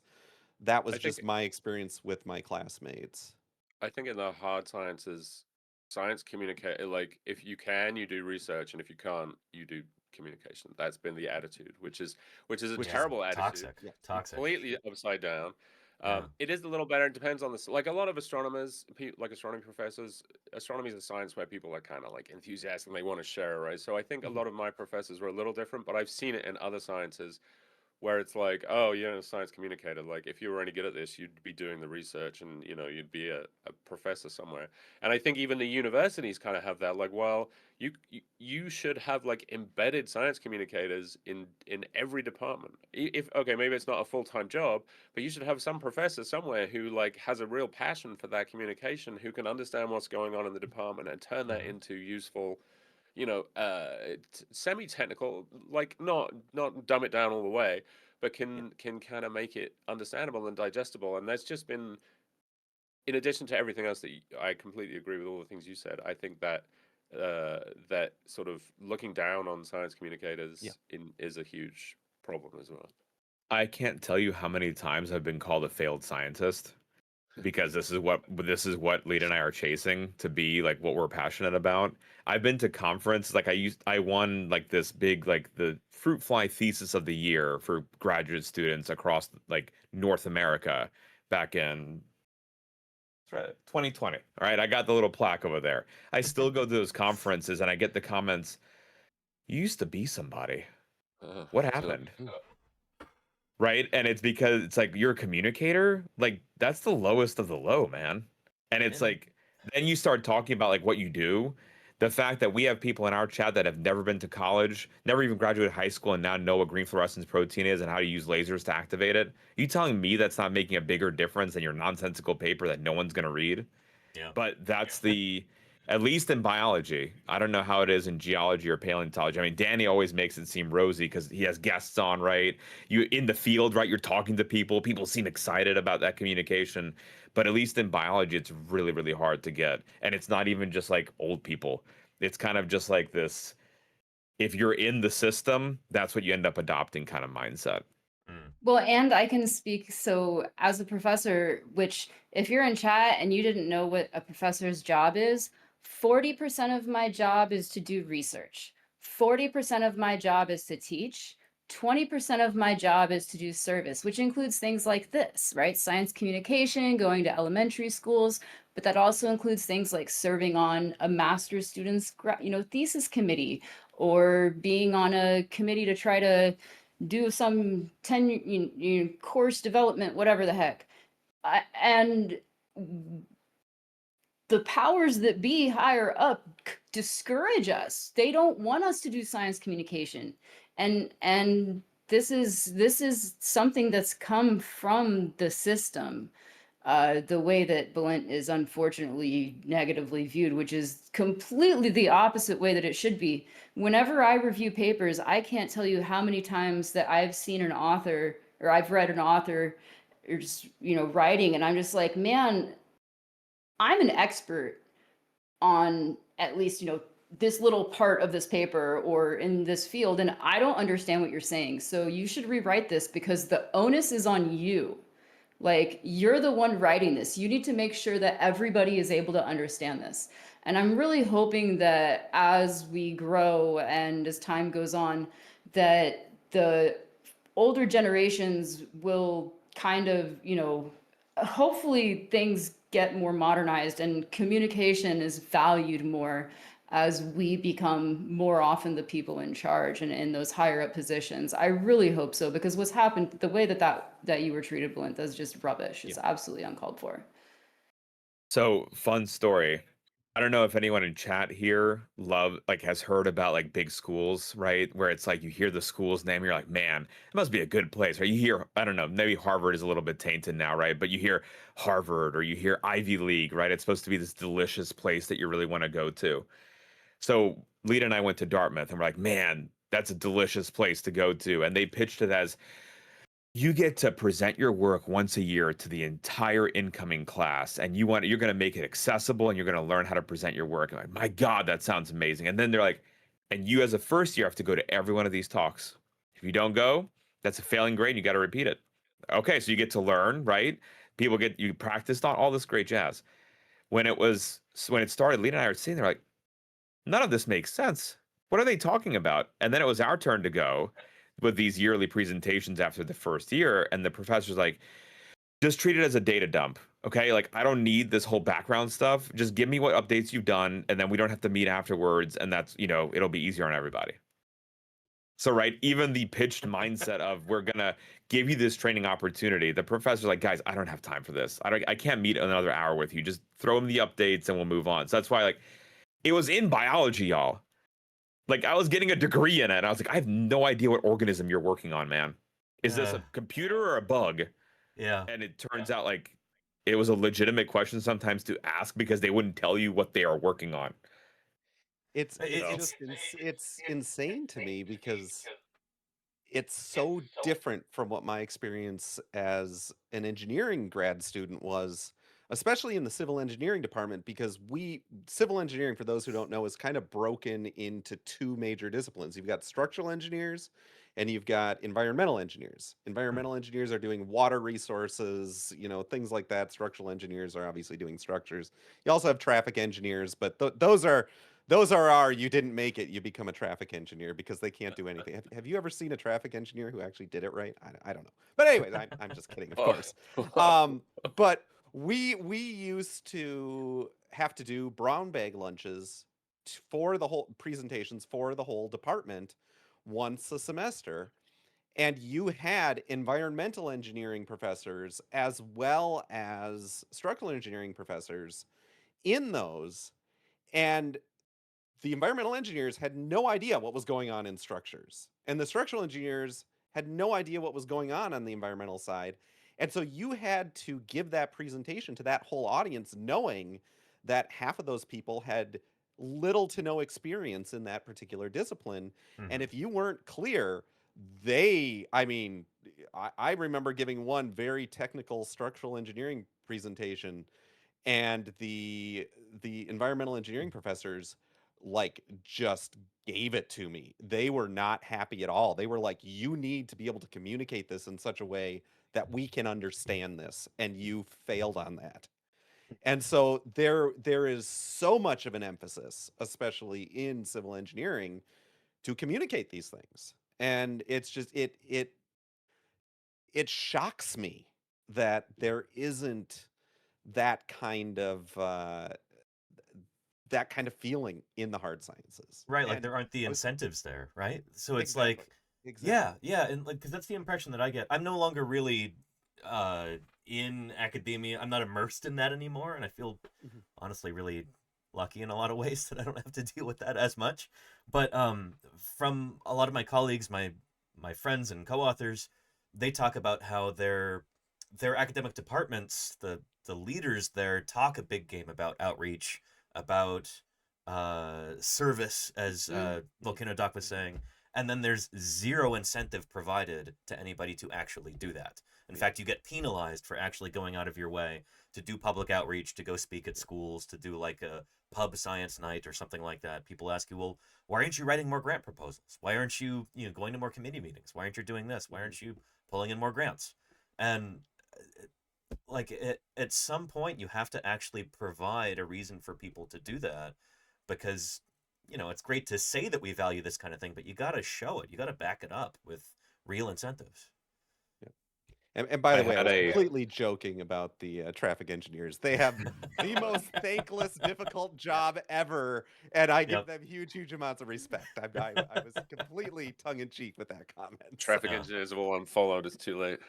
I had just to piggyback off what you were saying, Daniel, like the expectations, right, of what you're supposed to do. Like when Lita and I were in doing our postdocs, we both had these really prestigious grants. Like these are national foundation money grants that they give out 10 individuals a year in the United States, right?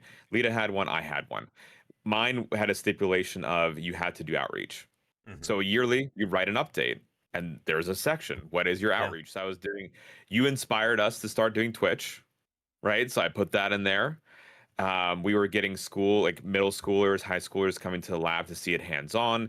We were doing virtual school visits as well as then going to the schools themselves. And I wrote that in because right, that's an important bit of service. The professor goes, because she doesn't write the progress report like she's supposed to. She has the student write it and then she just signs it. Yeah. But she's reading it and she's like, I was really troubled by this section here. Did you really do all this stuff? And I was like, yeah, isn't that cool? And she goes, you got to stop this. You should be working. She's like, if you continue this, she's like, I'm going to blacklist you. Like, you can't be doing this. We just need to write that you did something. They don't actually care about this. Right. And then I maybe got blacklisted by not being employed there anymore because I continued to do it. I mean, so often it's like they expect you to just tick a box and then you're done without actually doing anything. When I was presenting at the Society of Vertebrate Paleontology meeting last month in the UK, my presentation was about my Twitch outreach and everything. And I had a colleague come up to me, somebody I'd never met before. They're from Portugal. English is not their first language, and they were asking me about the concept of outreach. So I was telling them about Twitch and how this works, how we're getting more people interested in science and showing how we actually do our work and stuff. And they go, "Oh, I thought outreach meant a website." Like, what? Because that was apparently how outreach was defined at their institution, was you make a web page about your findings and then you put it online and then you wipe your hands and you go, "Oh, the public knows about this now." It's like you've just checked the box without really actually doing any work, talking to anybody, answering questions, inspiring anyone. None of that, you know? And I feel like that's the way a lot of different academic institutions treat this. It's just a box that you tick and then you don't think about it again, you know? I do think we should probably point out that there are a number of amazing scientists who do incredible science and outreach. Absolutely, yes. This is not everywhere all the time, but it's definitely more of a problem than you would want it to be, right? Like, and especially I think now the climate scientists are kind of leading the way in the outreach stuff. You know, they're really getting behind it because they realize that we're obviously, you know, we're sort of advocating for the survival of the species. So it has pretty important. Yeah, right. So yeah, but I mean, and I like my professor at Illinois was very good at the outreach. He had a whole cosmology at home thing that he started that was like SETI at home, but you could do cosmology on your computer, and like he was really into it. So there's definitely professors out there that like it, but I think that they kind of do it in spite of, or in addition to all of their other obligations. It's not supported necessarily, right, by the institution or by their bosses or the chair of the department. Anyway, just trying to give us a little hope that not all we're negative. out here doing it as well. I don't mind. I don't care. People can say that I'm a failed scientist. That's fine. I will say that like I went so I had to back out this year, but last year, so about a year ago, I presented on we all had that poster at AGU that I presented. It had phenomenal reception, guys. Like grad students, other scientists are coming up and are just blown away at what you're all doing. Like it really got great reception. So don't think that it's all for naught. You know, even among other scientists, they're coming up and we're inspiring other people to stream. There's new science streamers on here every day. There's new people doing live streams about science all the time on different platforms. That is one thing that I was struck by too when I was at SVP this year, is that how many people were excited about the idea of doing paleontological outreach in a new way. Like, I think as scientists, most of us are driven by passion. That's why we're doing this. We didn't get into this field to get rich or anything like that. We do it because we love it and we want to share it with other people. We get excited about it. And I think if different academic institutions provided more of an incentive for people to do outreach, a lot more scientists would very willingly do that, you know? Like, if I were independently wealthy, I'd still be doing what I'm doing right now on Twitch and, you know, still be doing science and everything. I think a lot of us are forced into this overly competitive, like, oh, you have to constantly write grant proposals and do this and do that. You know, we're forced into that. It's not what we want to do. And it's not the fault of any particular scientist, really. It's just that's the system we're operating under. You know, maybe I'm naive to think that, but that's what I want to believe, is that more of us want to do this kind of outreach. I feel like you could maybe make the case that, like we were talking about before, where like $1 into NASA makes how many dollars in the economy. Maybe you can make a case to these university administrators that $1 spent on outreach actually brings in $5 in grant money, or $5 in public support. It's very hard to quantify, right? But well, like, no, because the grant proposals bring in overhead that pays the admins and the dean. Everybody makes money off of the grants that we get. Right, there's indirect costs. But if you can't even get the grants because you're not doing the outreach and the public isn't supporting, right? Like now we're in a situation where NSF doesn't even have money. Like half of the people, you might get a grant, you might not.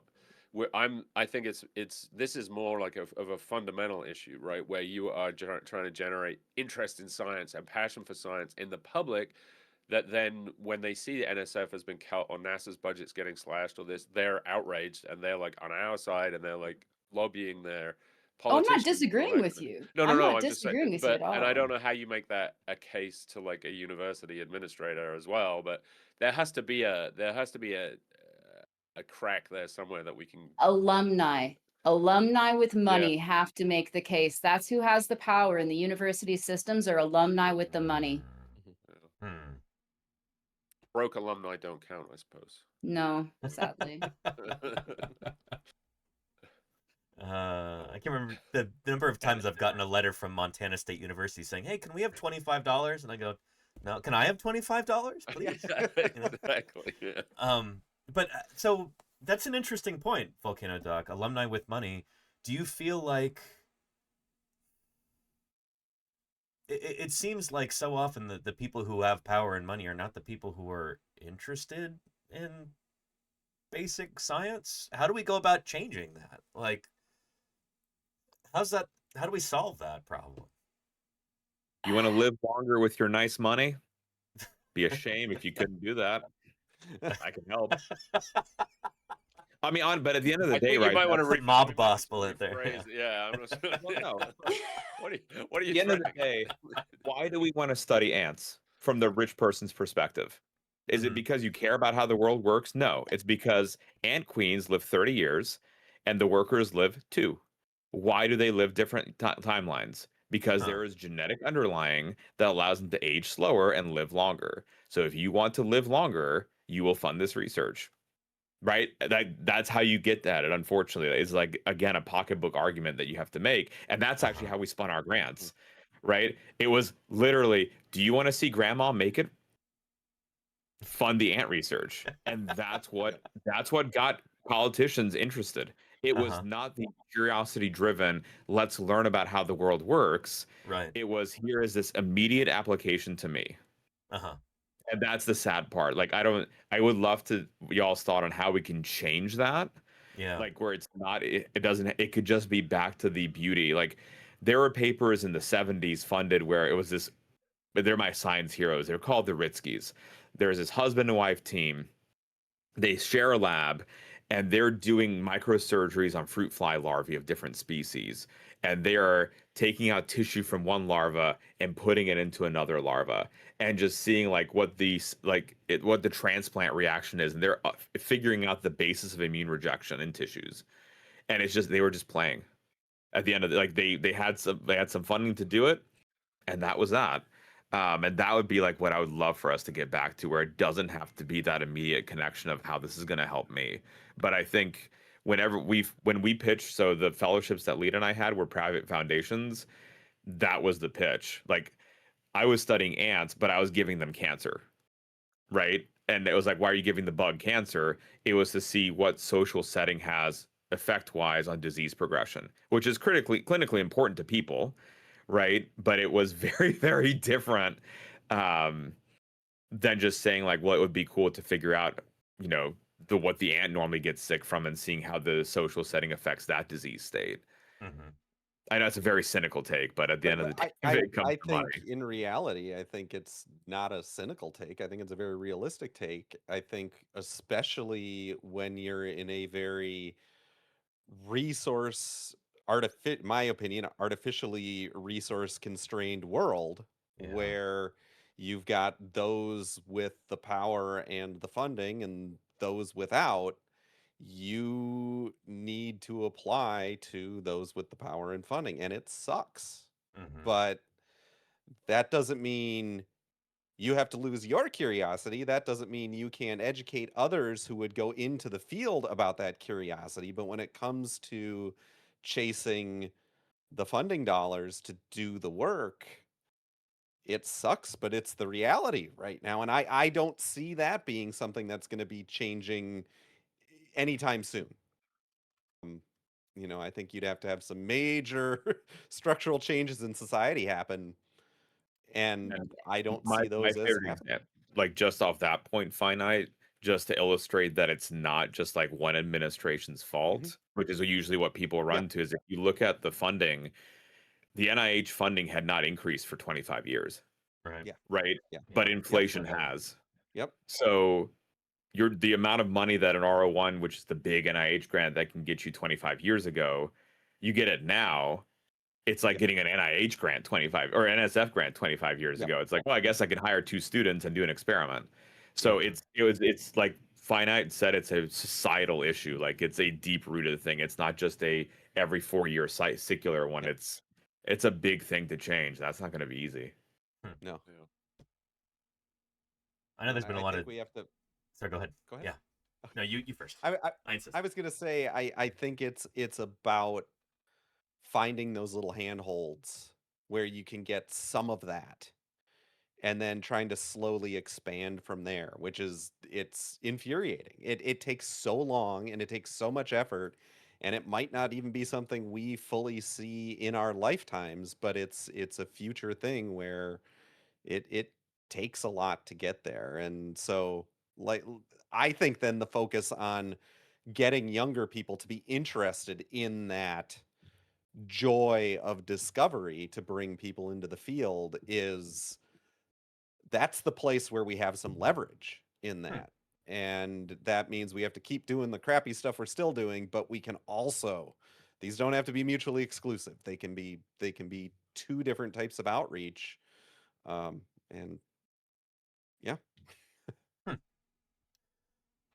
There, I don't know. I'm getting worked up thinking about this, and I feel like we all kind of are.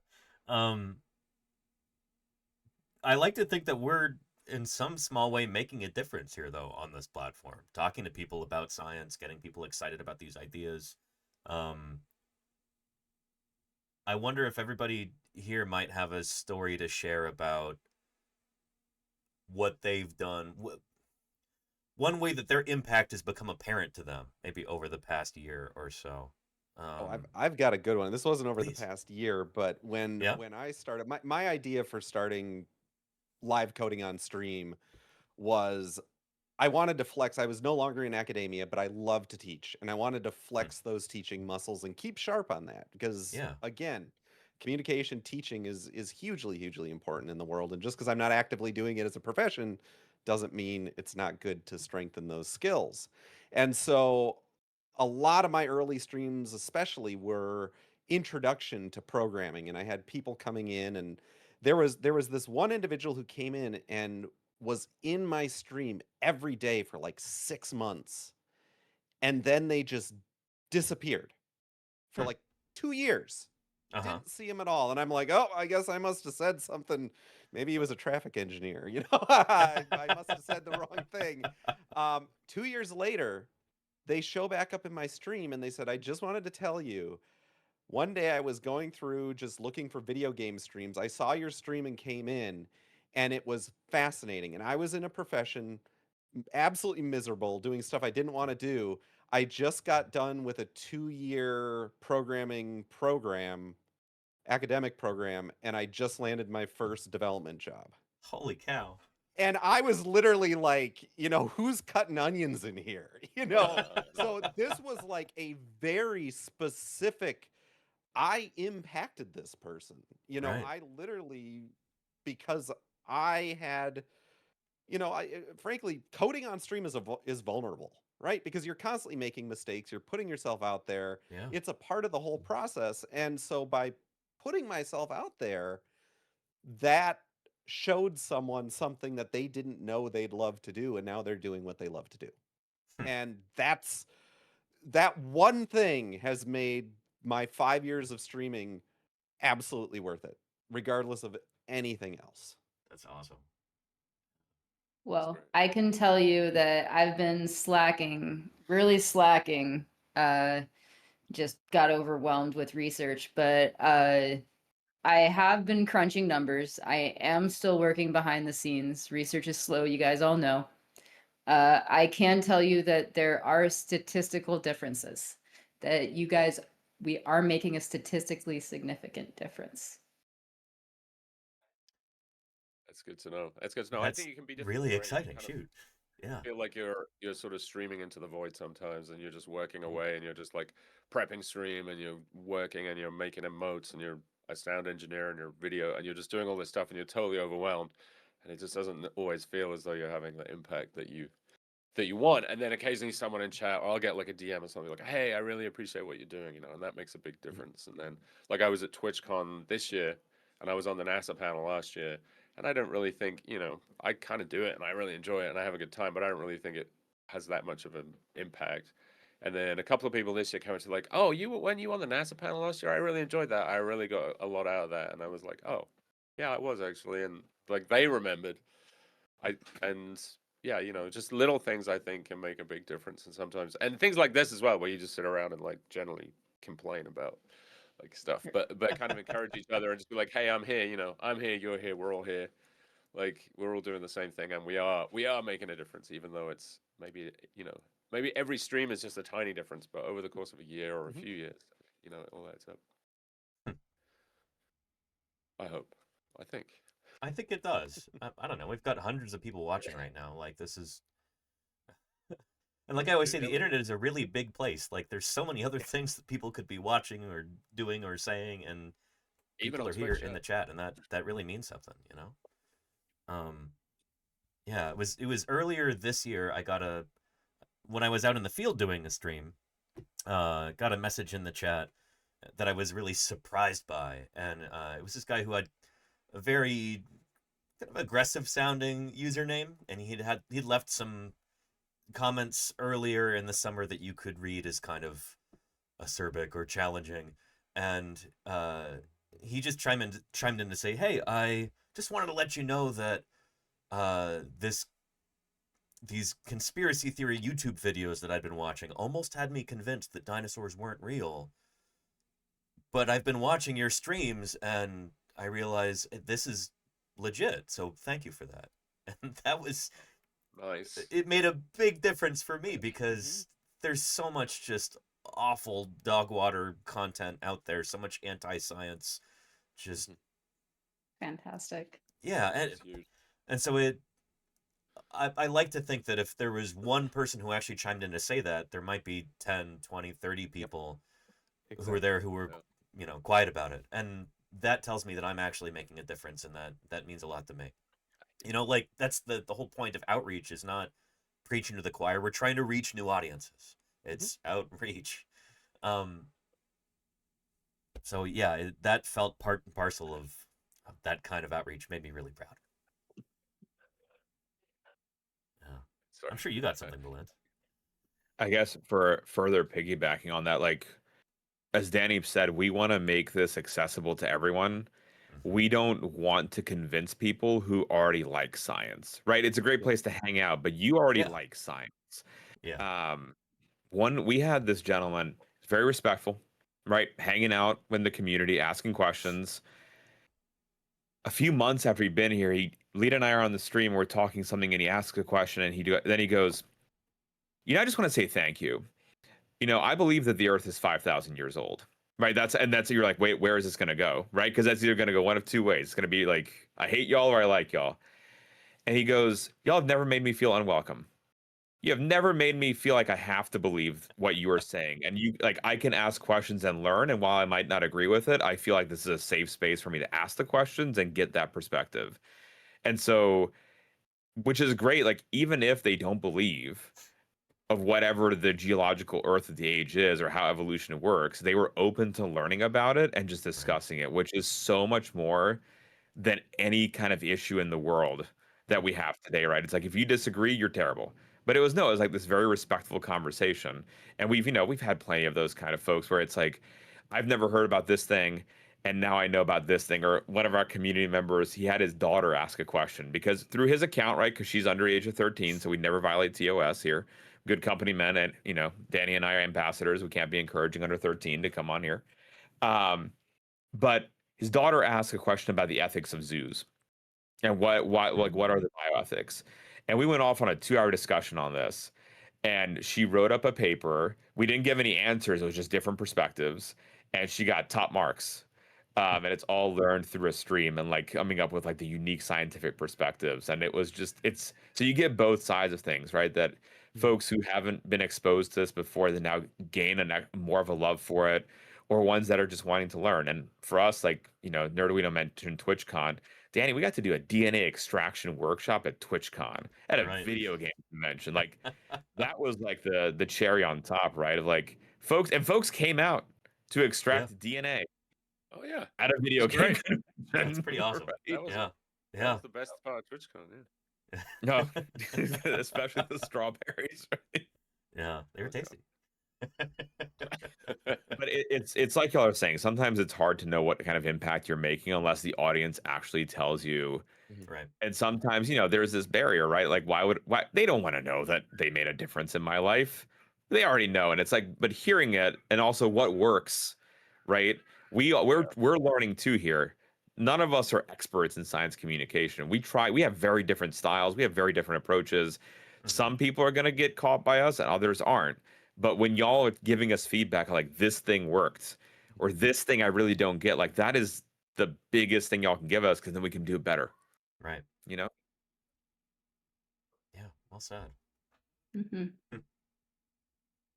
Yeah, feedback is important, I think.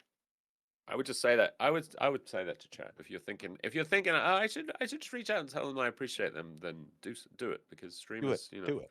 we're like Makes a a lot of the time we're like I don't really know if I don't really know what's going on. And just you're kind of working in an information vacuum, right? You have the viewer numbers.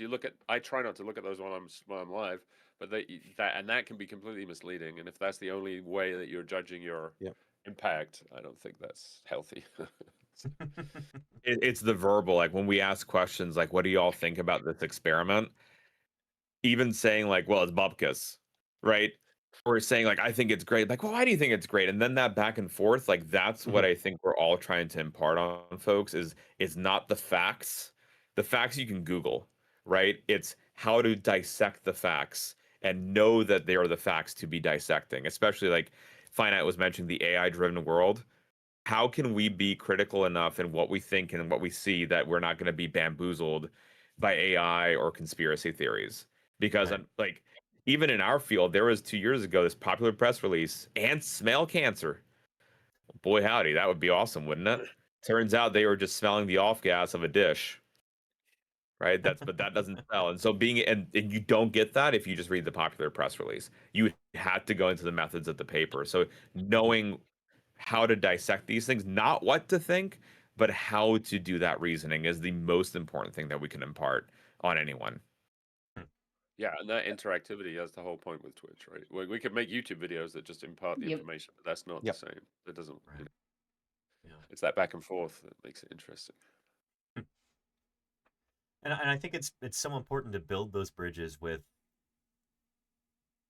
viewers as well. Like you were saying, Arduino, a pre-edited video, it's out there, you're done with it, and it just sits there. And that could be really impactful for certain people, but having that kind of openness and interactivity with people, being able to chat with them in real time, it becomes a conversation rather than a lecture. And I think that's one of the things that makes Twitch so incredibly cool, and why I much prefer doing this kind of outreach over doing pre-edited videos. And I feel like that's something that I think a lot of our colleagues could learn from in the sciences, and a lot of those administrators could learn from that too. That interactivity is so important, because there's that old phrase it sounds corny, but I think it has merit. Nobody cares how much you know until they know how much you care.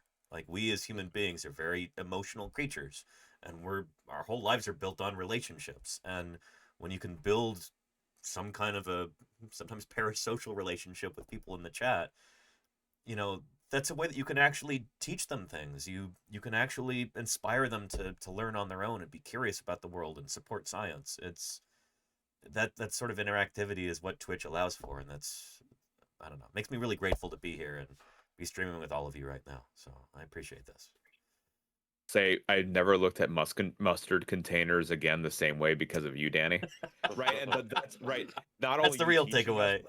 No, but your passion, right? Like even like the science behind it, but just like caring about these little things that might seem superfluous, but because they're important to you, because you reference them, it's like, again, you're imparting the role of a mentor and an educator, but also someone to look up to because you're passionate about this. It's like, I can get behind that too. And so you know, the mustard container is a silly example, but people now will Yeah. learn about that and know about that. And it's like, that's a starting point to a conversation about how the plesiosaur is not a dinosaur and to wreck childhoods. You know, that's not a personal story for me. That's what we're trying to if it do. were. But no, I think I was just, Yeah. I think it's really, really well said. Yeah. I appreciate that, Bullet. Thank you. Yeah. People in the chat are asking, what's the mustard? So in paleontology, the crews that I've worked on, we sometimes like to use mustard bottles to put our fossil glue in. That's all it is. There's a particular kind of mustard bottle with the right kind of cap. It doesn't get dissolved by the glue. Yeah. Anyway. Tradoon. Glue is cheap. Should we take a break from the ins and outs of science and do some Secret Santa stuff? Yeah. I think I've got. So who has anybody not had their Secret Santa thing delivered? Yeah, so I'm guilty here of we go. this. I sent you a text about this, Nerdwino, but there was some sort of an address issue of finite singularity, and I'm really sorry about that, but it should be delivered early this next week. Okay. I can tell you what it is. Just when you're streaming, I'll come knock on your stream, and Yeah. you can let me in, and then we'll open it on your stream. that actually sounds really good. I look forward to that. Yeah. Okay. Yeah. Okay. Cool. So it's in minutes. It's in Okay. All right. Yeah. The delivery was canceled because they didn't recognize the address or something like that, and so I had to reorder it this morning. And Amazon. Yeah, issues. no worries. But the elves, they screw things up sometimes. I hope you enjoy it though. Yeah. I'm sure I will. I'm excited. Yeah. All right. Who's up then? Let's start with Volcano Dog. We'll start at the opposite end. Okay, as in giving or receiving. Receive. You just open whatever you got. Okay. Yeah. It can never be easy. It can never be easy, Nerdwino. You have to be very explicit with your instructions. I'm hoping hopefully the earrings don't create a scene this year as well. No, I wore different ones this year. They're much shorter. I'm also on the opposite side of the room, so I don't have gravity, helping to roll the chair. Wait, the gravity is different on one side of your room from the other? Well, when the house is built and tilted, when the house is tilted, gravity tends Got to it. Okay. make your chair roll in a certain direction. I was like, there's geology rules, but I don't know if I've heard of that one. So I'm very excited. I don't know what this is. Personalized gamer tag LED sign. Oh, cool. Oh, super sick. Let's see it.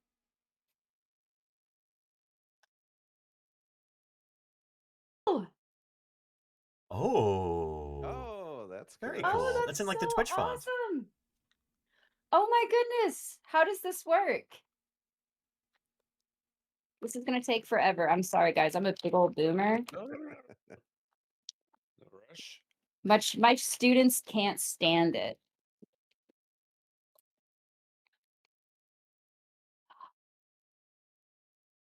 Oh, very cool. So it comes with a little stand. I need to know who gave this to me. Who is my Secret Santa? It has to. I'm gonna guess. I'm gonna guess it's Balint. This seems like a very science streams gift. No? It is on brand, but not us. Oh. Okay. Would you believe that I randomly got you again this year? I haven't got you last year. No, I was going to say your name, but I figured it couldn't be possible. Yeah, it was me. Yeah. Oh, fun. Thank you so much. This is so cool. I think the paper is to be removed on the back. Oh yeah. Yeah. Oh, okay. That's gonna be a frustrating hot minute. Okay, that's not happening right now though. No, we don't want to have time for this. Is family friendly stream. Thank you so much, Yeah, you're Nerdwino. This is fantastic. I saw them and thought they looked cool. So I do. I think it's awesome, and I don't have any sort of like streamer thingies, so I'll have to figure out where to put it so you can see it in the background. You're welcome. Awesome. Thank you. Yeah. Merry Christmas. All right, who's up? Danny. Yeah, let me go. It's on the other side of my office. Let me grab it real quick.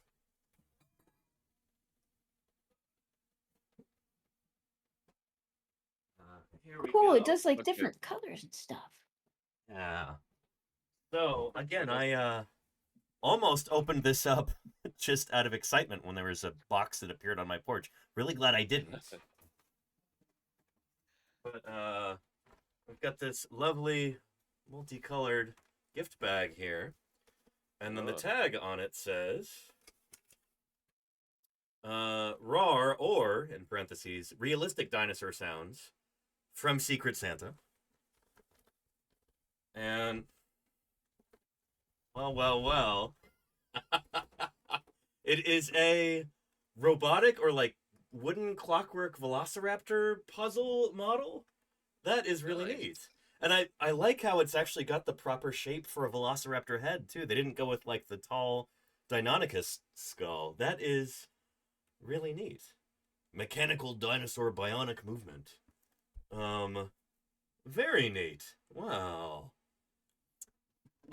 Well, shoot, this is, if I'm trying to guess who got this for me,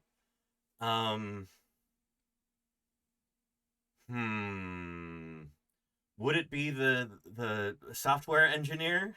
It would. All right, thank you very much. I'm gonna have a lot of fun putting this together. I thought it might be really something nifty. fun that you could do on stream too, because I don't know, I do yeah. silly puzzle type things on stream. So Appreciate that. Yeah. might be Well, something thank you fun so for that. much. Financing. Yeah, you're Really, welcome. You're really welcome. appreciate Enjoy. that. Yeah. Excellent. So you guys got each other actually. Wicked cool. Yeah. Which I guess which means there's a triangle with the rest of us.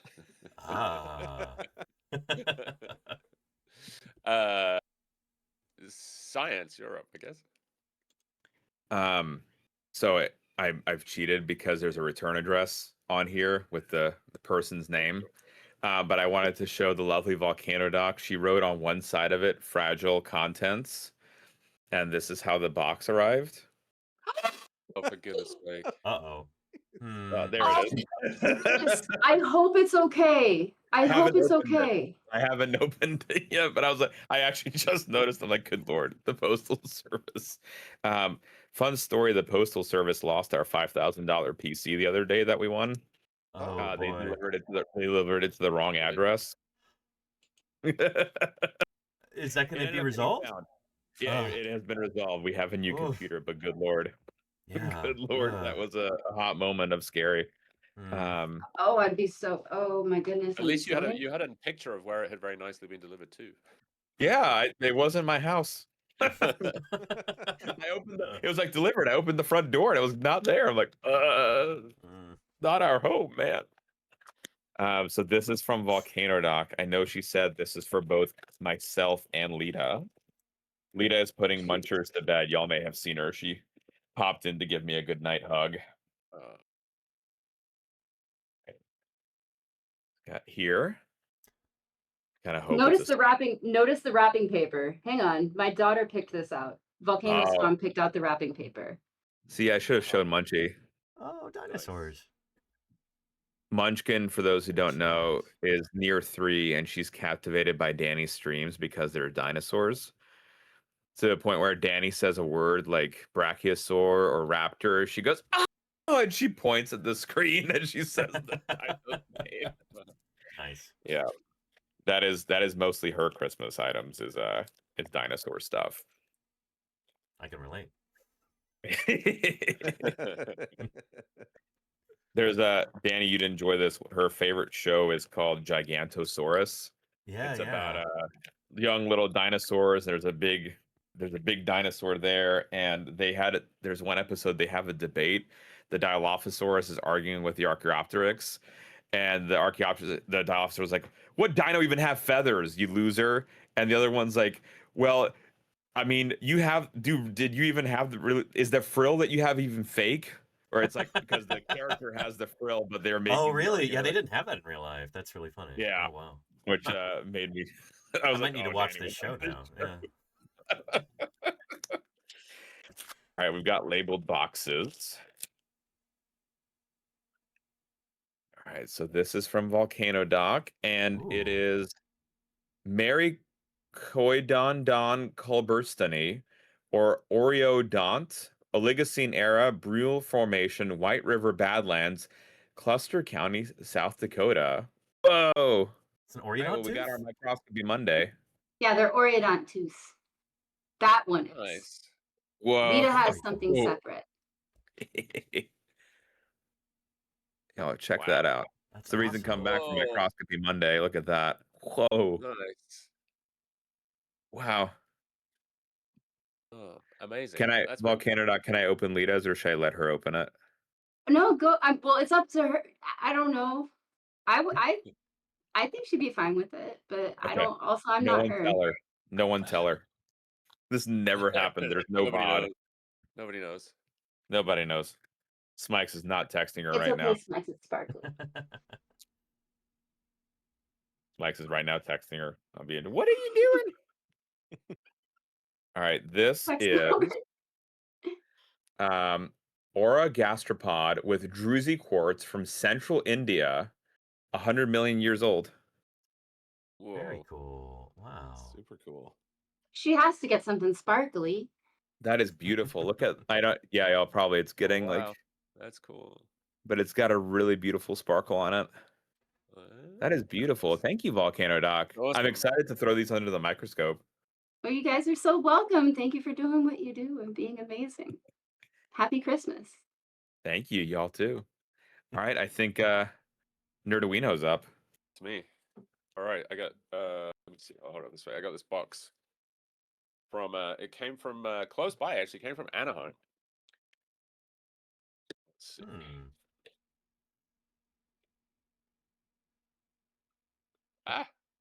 I'm just gonna drop it. Hold on. Hope it wasn't fragile.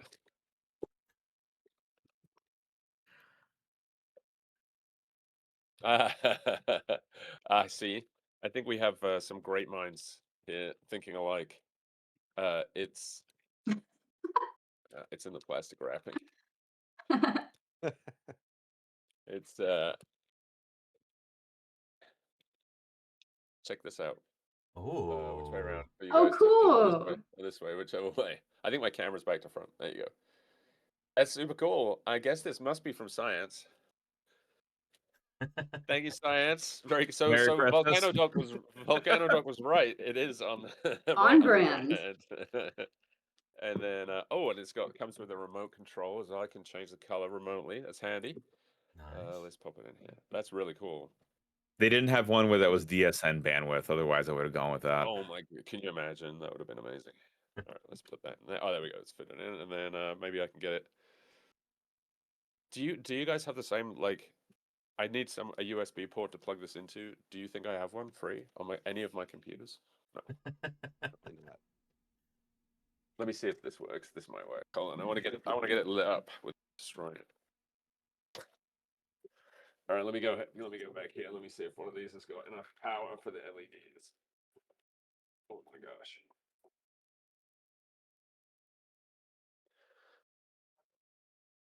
Super cool. This goes in here. There we go. Wow, that's bright. That is bright. Oh, That wait, is but cool. wait. We have the technology. Ooh, it's changing. Can you guys see it's changing color as well? Yeah. Red, yellow. Super cool. That's super cool. Thank you, Science Streams. That's amazing. cool. Love it. Very cool. You're the best. And Danny, there might have been. Hold on. Was this? Oh, and it's not going to work. Not going to work. Oh, maybe it'll work here. Is that the right one? I heard there might have been a. Oh, I'm sorry. There's supposed to be a pirate of me that comes out with a treasure chest and walks behind me, but none of my sources are working right now. I was going to He's say on a coffee there might have break been a right now. porch. Yeah. There might have been a porch pirate, but apparently not. Apparently. No, it was an issue with the delivery service. So yeah, let's hope there's no porch pirates either. I don't know what they would do with your gift anyway. So yeah. But once it gets here, I will. I'll ping you and maybe I can knock and come on over to your stream and That'd be really nice. and Yeah. open it up. Yeah. That'd be fun. Last I heard is hopefully Tuesday it'll be delivered. But Tuesday? Okay. again, I apologize that it didn't No work worries. out. That wasn't. Yeah.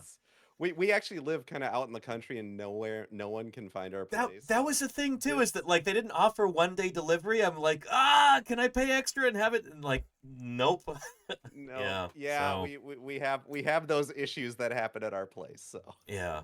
Well, I'm excited for you to get it. I hope you find it useful and fun. Yeah, absolutely. Yeah. I'm gonna try and stop by when you guys are doing that as well. That'll be a fun. Yeah, that would be nice. Yeah. On stream. No, I'm not but I want to just watch, see what happens. That'll be fun. Yeah. I don't think I can cope with another like trying to get multiple streams going again for a week or two. Well, I think this went pretty well, all things considered. You know, We have not had any stream crashes yet. Remember how Yeah. many we had last year where they were constantly crashing out? No, the Discord is definitely been Is super fine, low. right? We haven't had any crashes. Are you on your new PC, Science, or no? You're not yet. Oh, sir, I have to clean out the office. This is like 5 years of cat hair in here.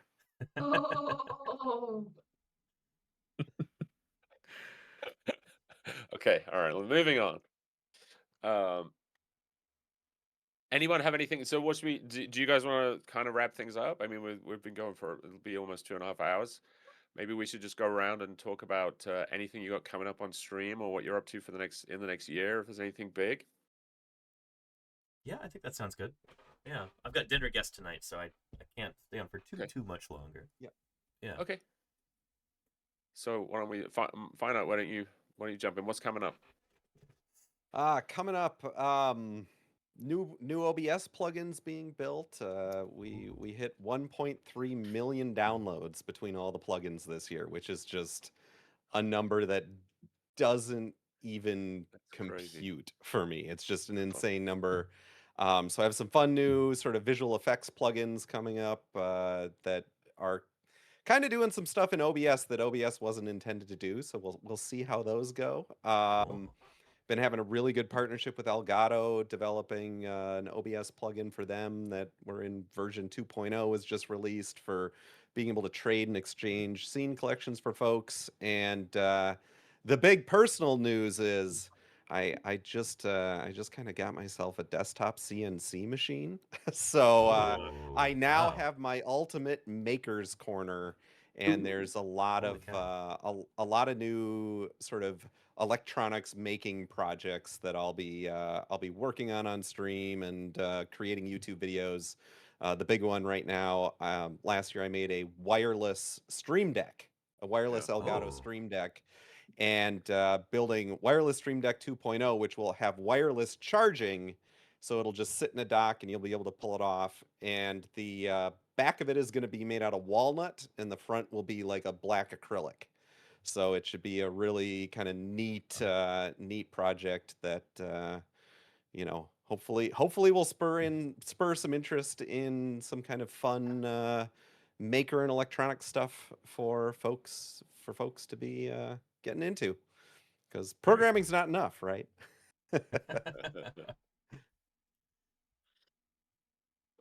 I guess it's me. Yeah, I have a couple of things coming up. I'm giving a talk to the United Astronomy Clubs of New Jersey on next Saturday, this time next week. Wow. They have a monthly talk during the winter, and so yeah, they asked me if I would do that. So I'll be talking about that. I'll be streaming it live on my channel. I think they'll be on their channel, and then they also broadcast it using Teams. So that'll be super fun. I'll just be talking about my journey in astronomy and living in Japan and working at NASA and all that stuff. And then I'm doing a collab the 29th. I'm going to be dropping in with Tiny Toxic Tofu. We're going to be talking. It's Newton's birthday, I guess, December the 29th. So we'll be talking about Newton a little bit, talking about space. And in just a few minutes, I am going to be, it's a super secret collab, but I can reveal that I'm going to be playing some video games with the lovely Science streams right following this. So we're going to, I've stolen Mini Nerd's Switch. And, I'm going to be a controller. I'm a mouse and keyboard gamer, so it should be pretty hilarious watching me try and play on controller. But yeah, and then in the coming year, there is rumors of a partner push at some point on Twitch. It depends on the numbers, but we're thinking about doing that. There's new requirements for partner or new benchmarks that you have to meet. So I think those might fit better with the way I like to stream, which is good. So we'll be doing that, and then yeah, TwitchCon. I'm sure I'll be at TwitchCon again next year, and it's just down the street. So, and I'm looking forward to some collabs. We should definitely. I feel like we should try and dust this collab off more frequently than once a year. Maybe we'll look for a mid-year, a mid-year review as well. So, and I think that's it. Oh, and then on a personal note, I just want to shout out to Dr. Nerd. So, as some of you know, my wife's a veterinarian, and she has her own vet hospital, and her hospital was just named one of the top 500 hospitals in the U.S. by U.S. News. So, very nice. Very cool. Congrats to her, yeah, it's huge. And there was no sort of input from us. Many of these news things, it's just like a pay-to-play type of deal where you pay for the advertising and they put you in. But this was a completely based on customer reviews and a bunch of other metrics. So yeah, she did amazing. That's amazing. Congrats. Yeah. Very cool. Science, you're up. I think most importantly for those, because we have the shared chat going, if y'all are not following all these content creators, drop them a follow. Volcano Doc, Nerduino, and Finite all should already have that purple check mark by their name, but they don't yet because, the worlds are kind of unfair. So let's help all three of them get to partner. Even if Finite didn't mention partner Poosh, I would love to see more educators with that check mark next to your name because it brings more credibility to the platform when you've got experts in the field sharing knowledge and being so wonderful as these people are. Like Finite, that story, that guy who disappeared for 2 years, I near got the weepies of that. It was intense. It was very intense. You have your partner essay written. Just write that. Like, guy, please support these amazing content creators. Like, it's an absolute honor to share the stage with them, and like we wouldn't be able to be here doing what we're doing without y'all being here further legitimizing the platform. For us, we've got the next big things are continue to bring on other scientists in the field of biology that we aren't experts in to interview, to bring y'all closer than ever to the science. We've got our Women in STEM month, year number 2, coming up in March. You've got someone on this panel here who I'll be reaching out to soon because she was very busy last year, so maybe she'll be on round 2. But it's a way to highlight, again, women in science. Last year we had 14 interviews with incredible women, both content creators, not content creators, but all science and science communication advocates, which is an absolute joy to be able to have and to host. Further, we're doing more charity work next year. We're aiming to partner with World Wildlife for about a month and to bring on conservationists who work with species and species success stories. TwitchCon, hopefully, maybe even the EU one to further spread. We are currently doing this as our full-time gig, so trying to make that work out too. Immediate programming, tonight we're collabing with Nerduino. He let the cat out of the bag. The game is space versus biology. That'll be a thing.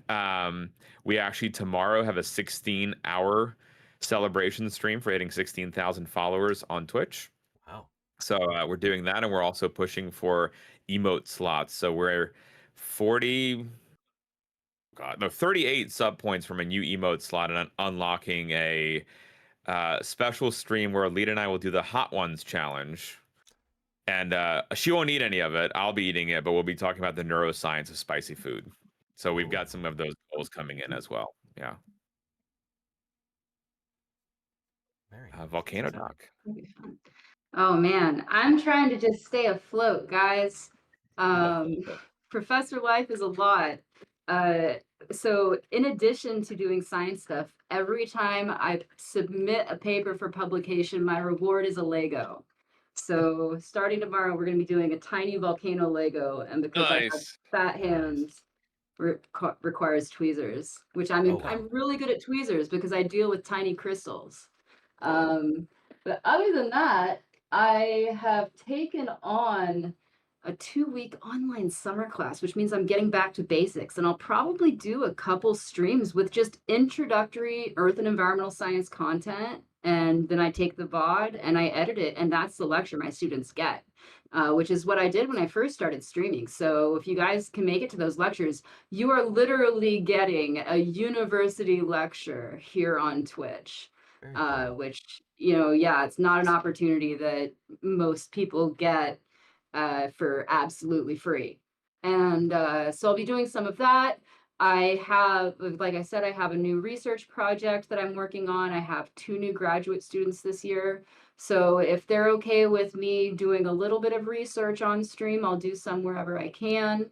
Writing, sciencing, and hopefully heading back to the field this summer. I'd love to be able to stream, but I don't have a live rig. But it'd be pretty cool to be able to live stream from the vent of a volcano. Oh, I can help you with a live rig. Do you want to Ping come to the me. vent of the volcano with me, Finite? I would love to. I would do that Okay, in a heartbeat. we're going in July. Okay. Great. It's That's done. it. Ping me. We'll make it happen. Okay. Very cool. But yeah, so Can I bring plan on- mini singularity with? He would love that. Or is it He- a little too intense? might be a little too intense. Okay. Okay. It's a bouldering on obsidian. We go through a pair of leather gloves every 2 days. Oh, he would do that. He's almost 14, so he. Oh, he'd be fine then. Yeah. Yeah, he'd be fine. Okay. Well, there we go. We made a plan. There we go. All right. I can't wait to see this. Holy cow, that's gonna be awesome. Right. But yeah, so streaming on Sundays. Come check me out. Not as able to do it as often as I would like, but such is the real world. Cool. I guess I'm last year. Yeah, so what's coming up in the next year? So I'm going to be continuing my collaboration with the Society of Vertebrate Paleontology. So we're going to continue to interview different paleontologists about their experiences in the field. Very excited about that. And I kind of announced this on my channel earlier too, but the next annual meeting of the Society of Vertebrate Paleontology, our big conference worldwide for paleontologists who study animals with bones, it's going to be in Cleveland this year, and it looks like I'm going to be live streaming it. So we're going to be setting that up, and I'm very excited about this. So that's going to be next November, like mid-November. So I'll be getting ready for that. And then, yeah, a little bit, well, sooner in time, going to be doing a lot of stuff with leatherback turtles, like we've been talking about. So on the 28th of December, I've got a meeting, a live interview with Scott Benson, who's a leatherback turtle researcher here on the Pacific Coast. So a live in-person interview that's going to be really cool. And then a bunch of other stuff after that. I'm going to see if maybe we can do some on-the-ground leatherback turtle conservation and research. So there's a lot of things to figure out there, but I've got a lot of exciting leads, and it's going to be the year of the leatherback turtle. These incredibly cool animals. They go all the way back to the Cretaceous period. They're not this big. They could be 9 feet across from flipper tip to flipper tip. It's one of the world's largest reptiles. They're just superlative animals in every way. And so they're kind of on the brink of extinction. And so we're going to do whatever we can to help these critters, and really looking forward to that. So stay tuned. That's awesome. Sounds amazing. Guys, well, chat, thanks for coming and watching us. Thanks for hanging out with us and talking about Before science. we sign off, where can folks Yeah. find the streamers on this community right here? What times can we expect y'all and daily content, just so folks know exactly where to find you? Maybe with Finite again, who did not mention his partner push, but I'll mention it again. Yeah, I typically stream. I'm sort of a co-working streamer at the same time because I'm doing live coding and stuff. So I typically stream from like 9:30 in the morning till around lunchtime. And that would be Tuesday through Thursday. And we're typically working on like open source projects or the plugins or some of the Elgato work that can be shown on stream. So you get a chance to see kind of real world coding during the streams, and we have all sorts of fun effects and random and crazy stuff that we do on the stream to keep things a little bit entertaining. So yeah, would love to see you there. And if you've got an interest in programming, even if you don't know what's going on, we'd love to have all sorts of questions. I love to stop and explain what I'm doing for folks, not only for my viewers, but I find that narrating what I'm doing actually helps me quite a bit in getting code out, out of my fingers. So it's kind of a very beneficial win-win on both sides. So Nice. I'm usually live Tuesdays, Thursdays, and Sundays at 6 p.m. Pacific. Tuesdays is usually all space science. Thursdays we do some space science and some earth science and climate change stuff. A lot of the engineering behind like climate solutions, that kind of stuff, battery technology. And then Sundays is a grab bag. We'll We have been playing quite a bit of Arc Raiders recently as well, so just throwing that in there. But and then if there's launches or special events, we'll have a special stream for those. But yeah, Tuesdays, Thursdays, and Sundays at 6 is the core schedule. 6 Pacific. Pacific, PST. Yep. And then I'm on Sundays. I usually stream in the early afternoons, maybe around like 2 p.m. Central. I think that's what GMT -5 right now, or is it -6? Central time in the US. Occasionally I do stream in the mornings, like later in the morning. So definitely the best way to know is to follow and keep touch for keep an eye out for the notification. Every Sunday. And Balint? For us, it's daily at 9 p.m. Eastern, so 6 p.m. Pacific. Looking at stuff under the microscope on Mondays, including but not limited to these beautiful samples from Volcano Doc this coming Monday. Tinkering, model builds, experiments on Tuesdays, science art on Wednesdays, dissecting the science of video games on Thursdays, science news of the week on Fridays, grab bags on Saturdays, and then Sundays are usually IRL. However, it's freezing cold right now with the 2 small kids. It's a little bit harder, but when we get back to it, we also do like fossil dig sites here in Jersey. Very different kind of fossil digging than Danny's, which is kind of fun to compare and contrast because 2 different ecosystems, zoos, aquariums, labs, and beyond. Actually, the highlight of the year was doing a live stream from the Frozen Zoo laboratory in San Diego, which is where they store the genetic information of critically endangered and already extinct animals. Awesome. And Professor Anduza. Yeah, thank you. Yeah, when I'm here in my office, so not during the field season, I usually stream from 1 p.m. to about 6 p.m. Pacific time. So I think that's GMT -8.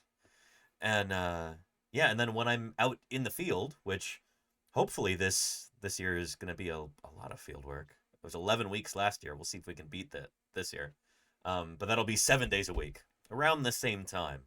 But it always varies with weather and logistical considerations and stuff. And hoping to do a lot more traveling this year too. So I might be streaming from other time zones. I might be going to Puerto Rico, might be going to the UK. There's a lot is still up in the air right now, but I'm very excited for some new opportunities coming up. So best way to know when I'm streaming is just follow and have the notifications on. And I'm on Blue Sky too. That's my only other social media that I really pay any attention to at all. So hop on there if you're on Blue Sky and find me. Yeah. Nice. And I think we all posted links, I believe, for folks to click on as well. I know Finites did. I saw Nerduino, Volcano Doc, and Claire just did for Danny as well for the Blue Sky. Thanks to all you awesome people for hanging out with me today. I appreciate it. Thank you for the invite. Yes, thanks for setting this up. Yeah, this is great. Let's do it again sometime. You know, before it's been a whole year again. Yeah. Yeah, 100%. We can aim like maybe like April. We'll shoot for something in April maybe. That'd be great. Yeah. Or maybe we all go climb a volcano and we just live stream together from there. That'd be pretty cool. Can you specify where the volcano is, or is it secret? It's in Central Oregon. Okay. And it's actually quite easily accessible if you have a permit, which we have been properly permitted. Nice. Okay. Nice. All right. Very cool. Yeah. All right, guys. Well, stick around if you want to see some gaming with me and Science. Stick around. I think we're just going to stay in this Discord, right? Probably the easiest way, and then. We'll resize it, scene, and bring on the game. But we're playing Marvel Cosmic Invasion, so it's space versus biology. Yeah. Nice. That's why it was appropriate, right? The two, you know. Yeah, absolutely. Space versus biology. Space. All right, guys. Thanks again. Well, have a good one. Happy holidays, so everyone. Happy holidays. Yeah, happy holidays. See you around, everybody. Take care. Bye. Bye.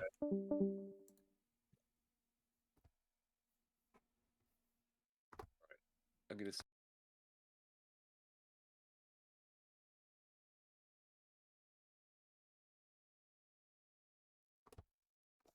There we go. Are we still hearing Science and Nerduino right now? Oh, sorry, Danny, we're leaving. No worries. I don't know how to turn that off. But Chad, are you? disconnect. Still there right now? I'm gonna disconnect. There we go. Don't tell Balint and Science, but we're gonna go right into their channel. Snail Chaser is actually gonna be joining me for dinner here. So yeah, I gotta go. Hopefully he's not here already. He's waiting at the door or something. But anyway, thank you everybody for being here, and without further ado, how do we end the joint chat thing? Here we go. Raid.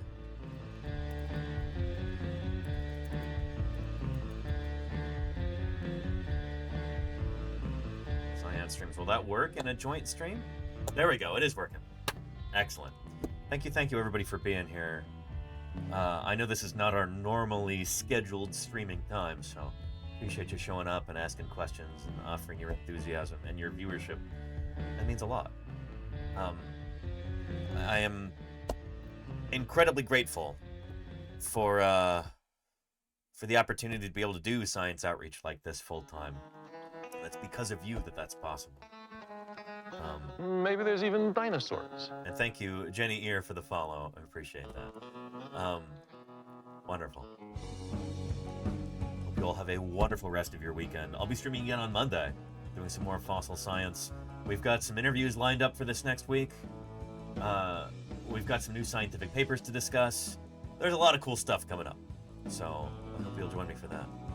But for right now, we're going to go right into science streams and Nerduino, and I hope to see you there too. You all have a wonderful rest of your day.